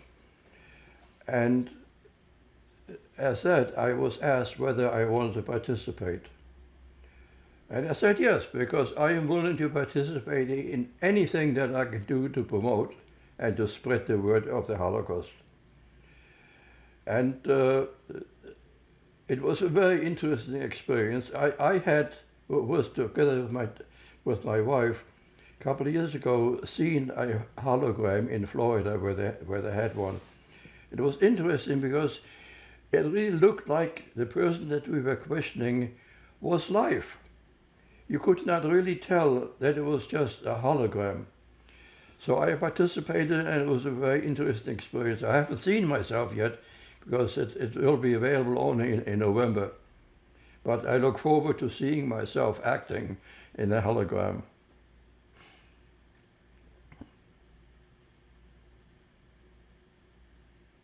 How do you think World War II impacted your life, including your career choice, your personal ambitions, anything? How did your wartime experiences impact your life? I think it impacted my life by wanting to spread the word of the Holocaust. And it impacted my life by making me realize the importance of honesty in relations to other people. How we had been treated by the Nazis was not how I wanted to treat anybody else. I wanted to treat other people the way I wanted to be treated. And I think I've done a good job. My father always used an expression, a Hebrew expression, Shem Tov, which means good name. The importance of having a good name. My father always did that, and I learned from him. And I've tried my best that in all my activities to be honest, to be straightforward, to be nice, and to develop a good name for myself and my family.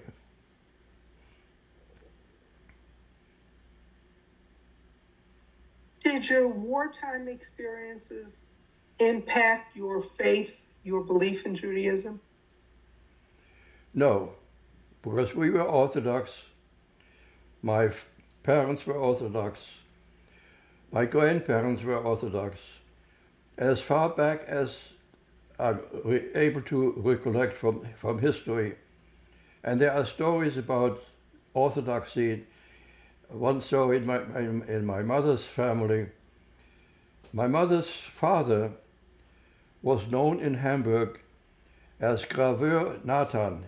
His name was Nathan, Nathan in German. And Graveur means engraver. He was making the signs on the doors in brass. But people eventually called themselves goldsmith. That means they had a gold sign on the door. Or a Rothschild is a red sign. And he made these signs, and he made the signet rings that people signed documents with. And he was in business with two brothers. And the two brothers decided at one point that they moved their business out of Hamburg to Altona, which was a sister company to Hamburg. But when they got to Altona, they decided they had to keep their business open on the Sabbath. The two brothers had no problem with it. But my grandmother, my grandfather said, no, I will not work with you if business open. And he went back to Hamburg. He got no money for his part in the business. He was so poor to support his family. The synagogue had to give him support. And that shows how strong his belief was in Orthodoxy.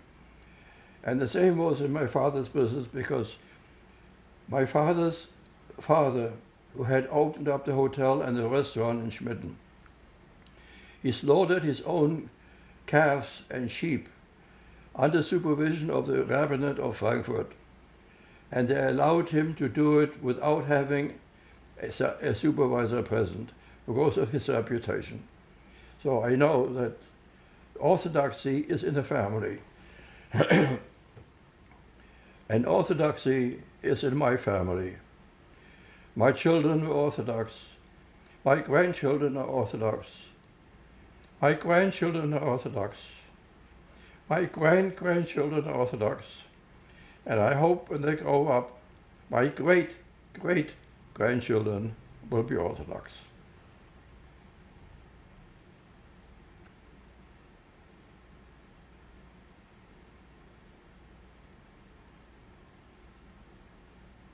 I wanted to ask you your thoughts on the situation in Israel today, since October 7th, and also the increase in anti-Semitism in the U.S.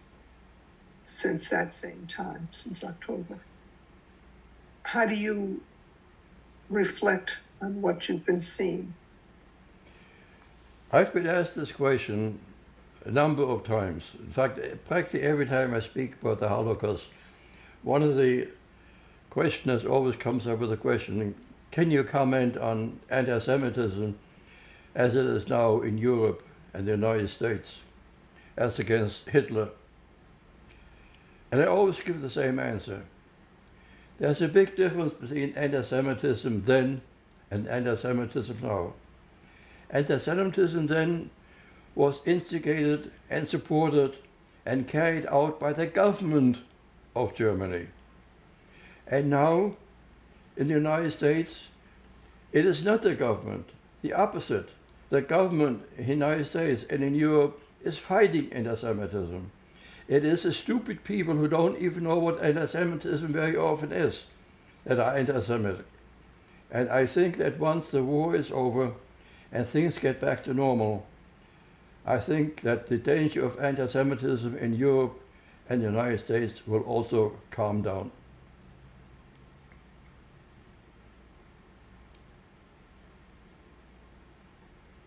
Is there anything we have not talked about that you would like to share before we have our final question? Would you give me a moment to look at the list that I had made?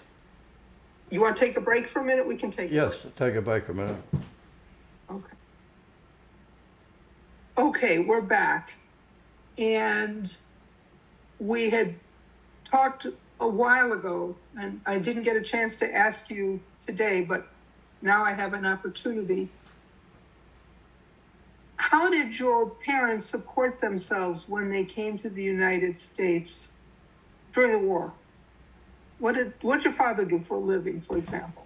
When my father came to the United States first, he got a job with a distant relative of my mother as a furniture finisher and salesman in a used furniture store in Washington Heights. But when we came and he had to support a family, the income from that job was not sufficient. He tried his best to try to start the business same business that he had in Frankfurt, the wholesale hides and skins.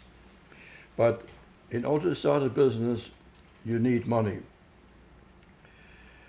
And during that time, when he was not making enough money, my mother was working as a cleaning woman in other people's houses.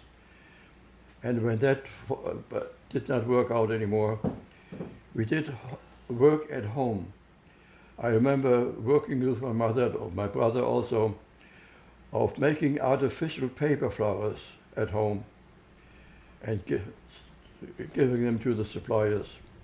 Another time we were making industrial cufflinks, which you had to do with a pair of pliers. So my mother tried to help my father in trying to make a living. until eventually he met a man who had money and also wanted to start a business but did not have enough connections. So they became partners, and they started a hides and skin business in a small way, using the money of the partner, because my father had no money. Unfortunately, after a year or two, I don't know what period of time, this partner committed suicide. Not because of anything that had to do with my business, the business or with my father. It was a personal matter. And naturally, the family pulled all the money that the man had put into the business, pulled the money out. So my father was back to square one. He had to now run the business without ever having any capital. And he ran the business on a very small scale, slowly building it up as he made money. And slowly the business grew. My mother helped my father with the bookkeeping and the issuing of invoices and the paying of suppliers. It was regular office work. And my brother and I worked in my father's warehouse. He had rented a 3-floor warehouse. Not 3 floors up, but 3 floors down. Ground floor, basement, and sub-basement. Because the hides and the skins had to be treated before they could be sold to a tannery. And that was our job. My father would go out in the truck and buy skins and bring them to the warehouse. And my brother and I would work in the sub-basement, which was rat infested, because there was a lot of food for the rats to eat, and the skins were pieces of fat and meat and so on. We worked there whenever we could. In high school, I was in the morning session, so I had the afternoon free to work for my father. And in college, the irregular hours, there were here and there a couple of hours that was free. I would always go to the warehouse and work.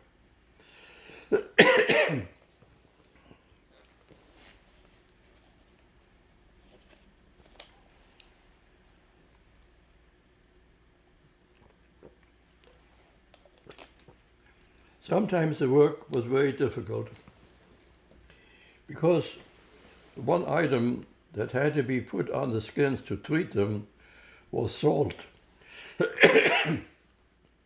And the salt was delivered in 80-pound bags, and a truckload of salt. And I remember one time when my father had bought a railroad car full of salt, the biggest amount he ever bought. And it was being delivered while my brother was in school, and my father was out in the city buying more skins, and I was there by myself when the truck came to deliver the salt bags. And there was a hole in the floor of the ground floor through which the bags could be dropped, and the skins also would be dropped down to the sub-basement. And I was there when they dropped the salt down, and slowly the pile of salt grew higher and higher until the pile was so high that it reached the ceiling. And I was on the bottom of the pile pulling the bags away so that they could finish dropping more bags down. I was a teenager, and teenagers have unlimited strength. And I worked and I worked. And when my father came back home, when they were finished delivering, he asked me, "Who helped you with this?" I said, "Nobody. There's nobody here to help. You did this all by yourself." He couldn't believe it. And there were times when I wanted to change things that my father had taught me to do. Because my father had worked in this business for many years in Germany, and he knew every piece of business, how it was done, how the skins would be cleaned, how the head would be cut off, and so on. And he expected his sons to follow his stuffs. And the packing after the treatment the skins had to be packed up into bundles. And I figured out a way of doing things easier. But my father would not accept it. So I did it my way whenever my father was not in the warehouse. And he was always asked me, how come you're finished already? And I said, because I did it my way. Nothing to do with Frank Sinatra. And he couldn't believe it. And finally he accepted the way I did it, because when he saw the result, that I could do it much faster than he could do it. Well, my brother was a different type than me. He never had the initiative of changing. He did it exactly the way our father had told him. So we helped my father until the time came the Department of Health in New York prohibited skins and hides to come into New York for sanitary reasons. So my father saw the business was dying, and he sold his business and retired. And retiring for him meant working as a volunteer for the synagogue and the yeshiva. And he got good honors for the volunteer work that he did.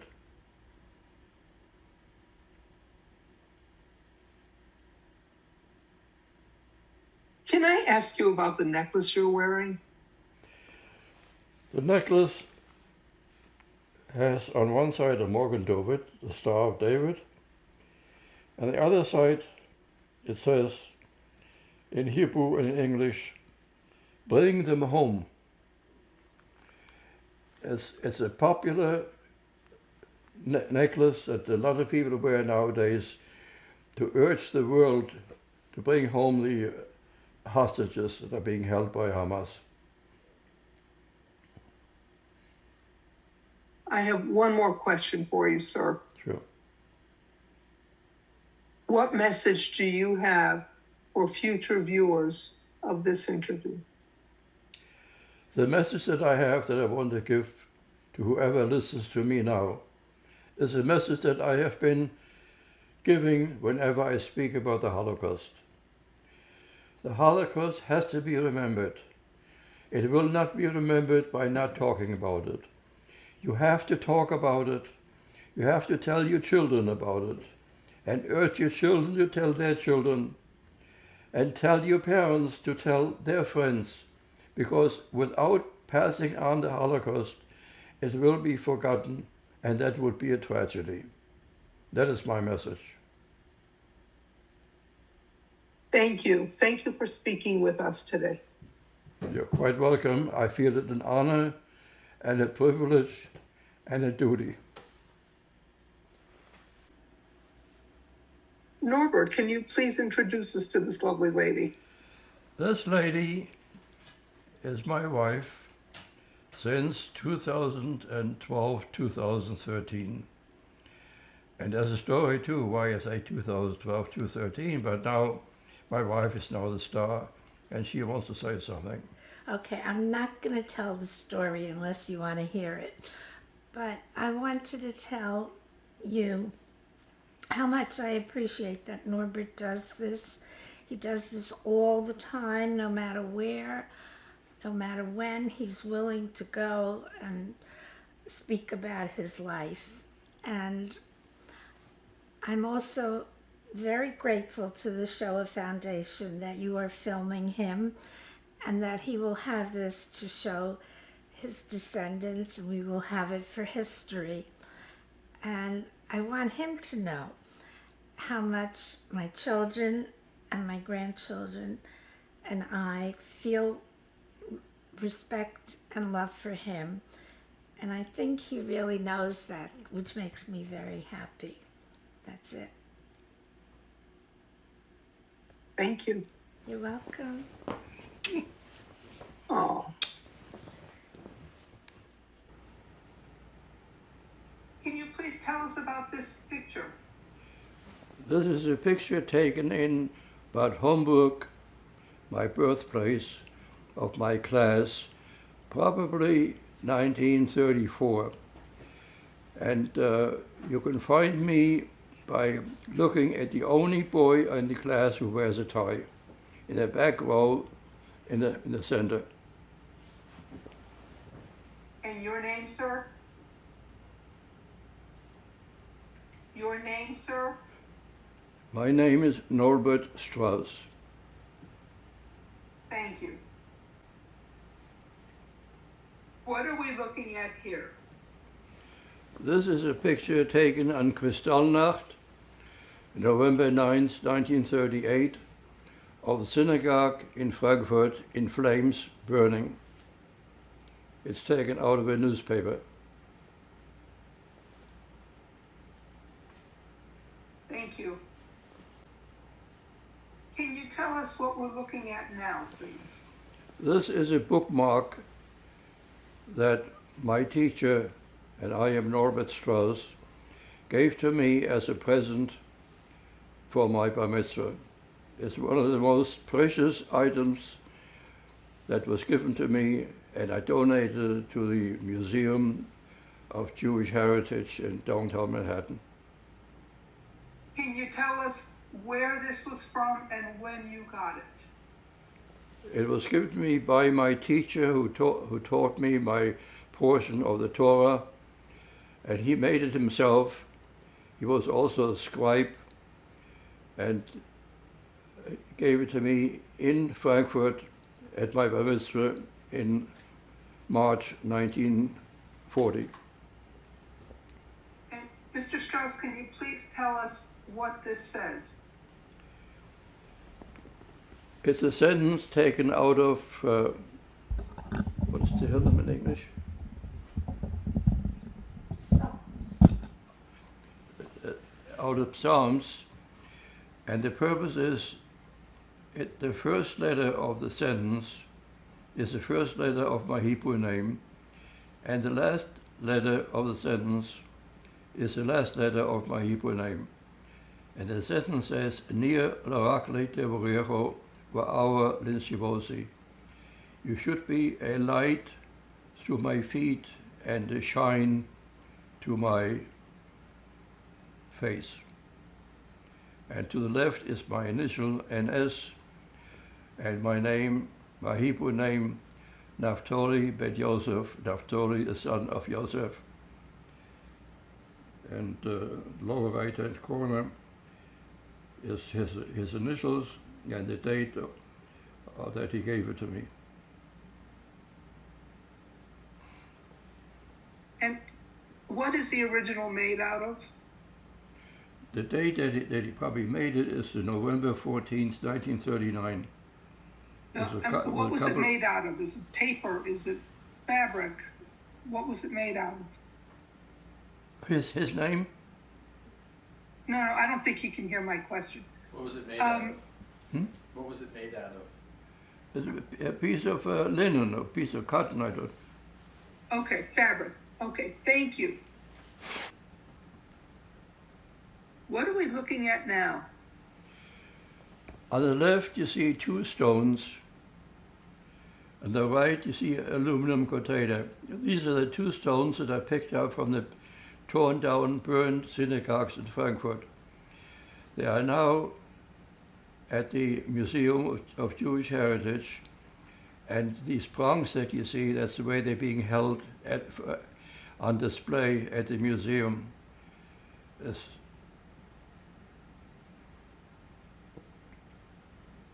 And what else are we looking at besides the two stones?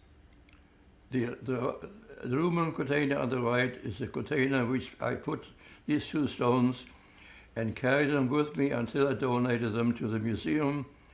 And so the museum displays the container also. It's a Zeiss photo container. Okay, and so these are from Germany. And your name, sir? Norbert Strauss. Thank you. What is this? This is a page out of my German passport. The boy, a good-looking boy that's shown there, that's me, Norbert Strauss.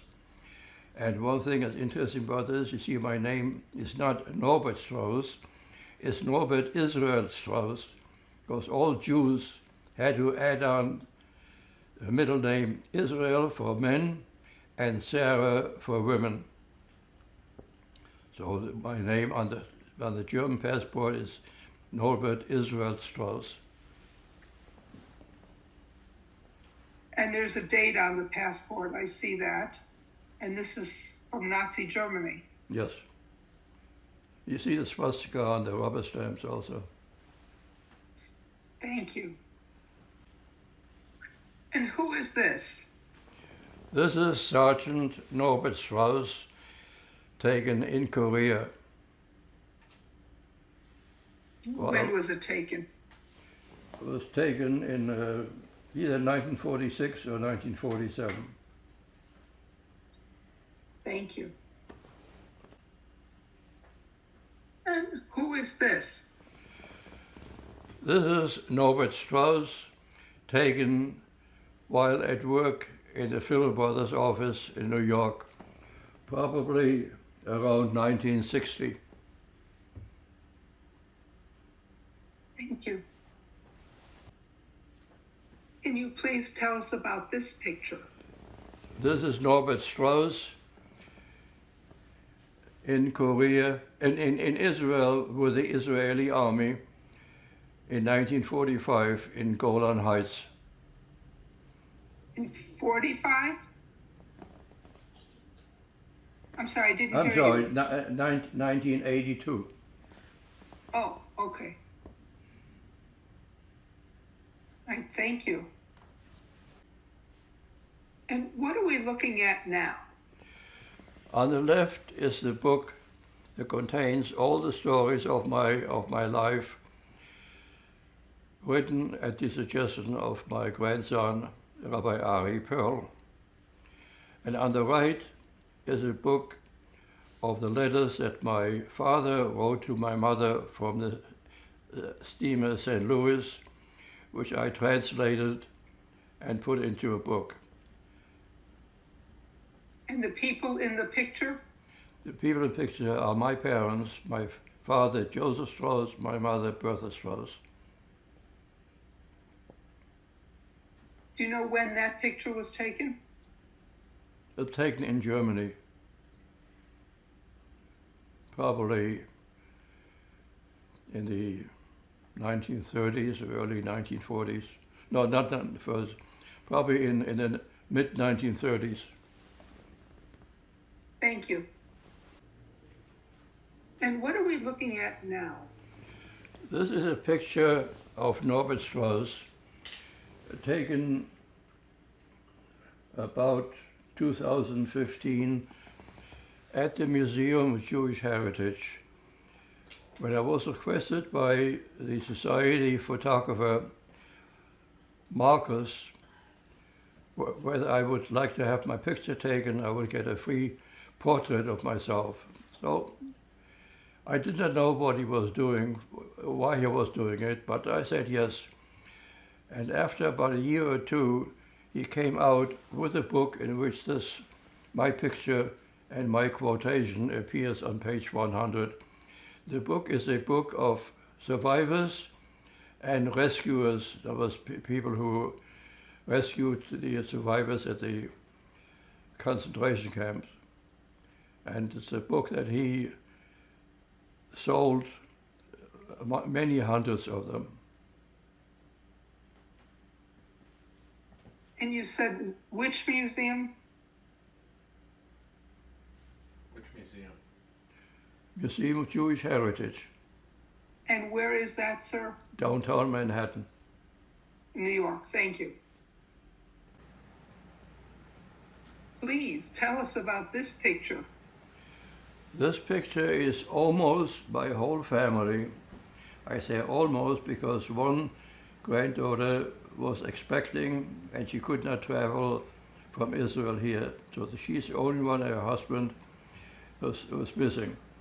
It was taken at the occasion of my 90th birthday party in 2017.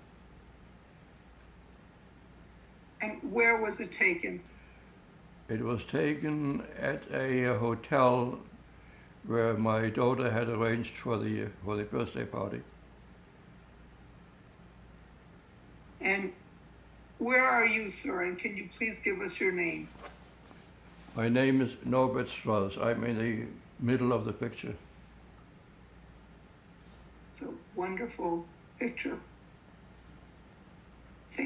I'm assuming you don't want to go through every single name, but would you, if you want to, we certainly can. What? I don't think so. Okay, thank you very much. Please tell us about this picture. This is a picture of the 5 generations, counting down for myself to 3 babies who are my great-great-grandchildren. Top row on the left is my grandson Gil Pearl. In the middle is my daughter Esther Pearl. On the right is my grandson Rabbi Ari Pearl.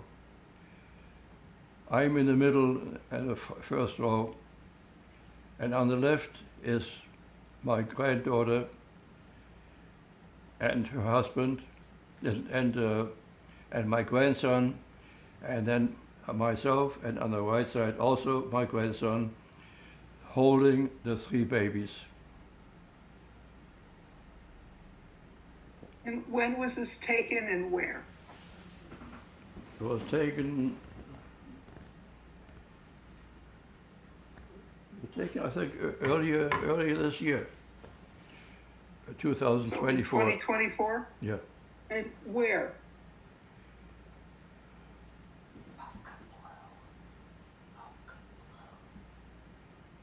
Where was it taken, Say sir? it loud. Mocha blue, mocha blue. At the restaurant in Teaneck, Mocha Blue. In New Jersey. Yes. Okay. Thank you very, very much. And this now concludes the interview. All right. It was my pleasure.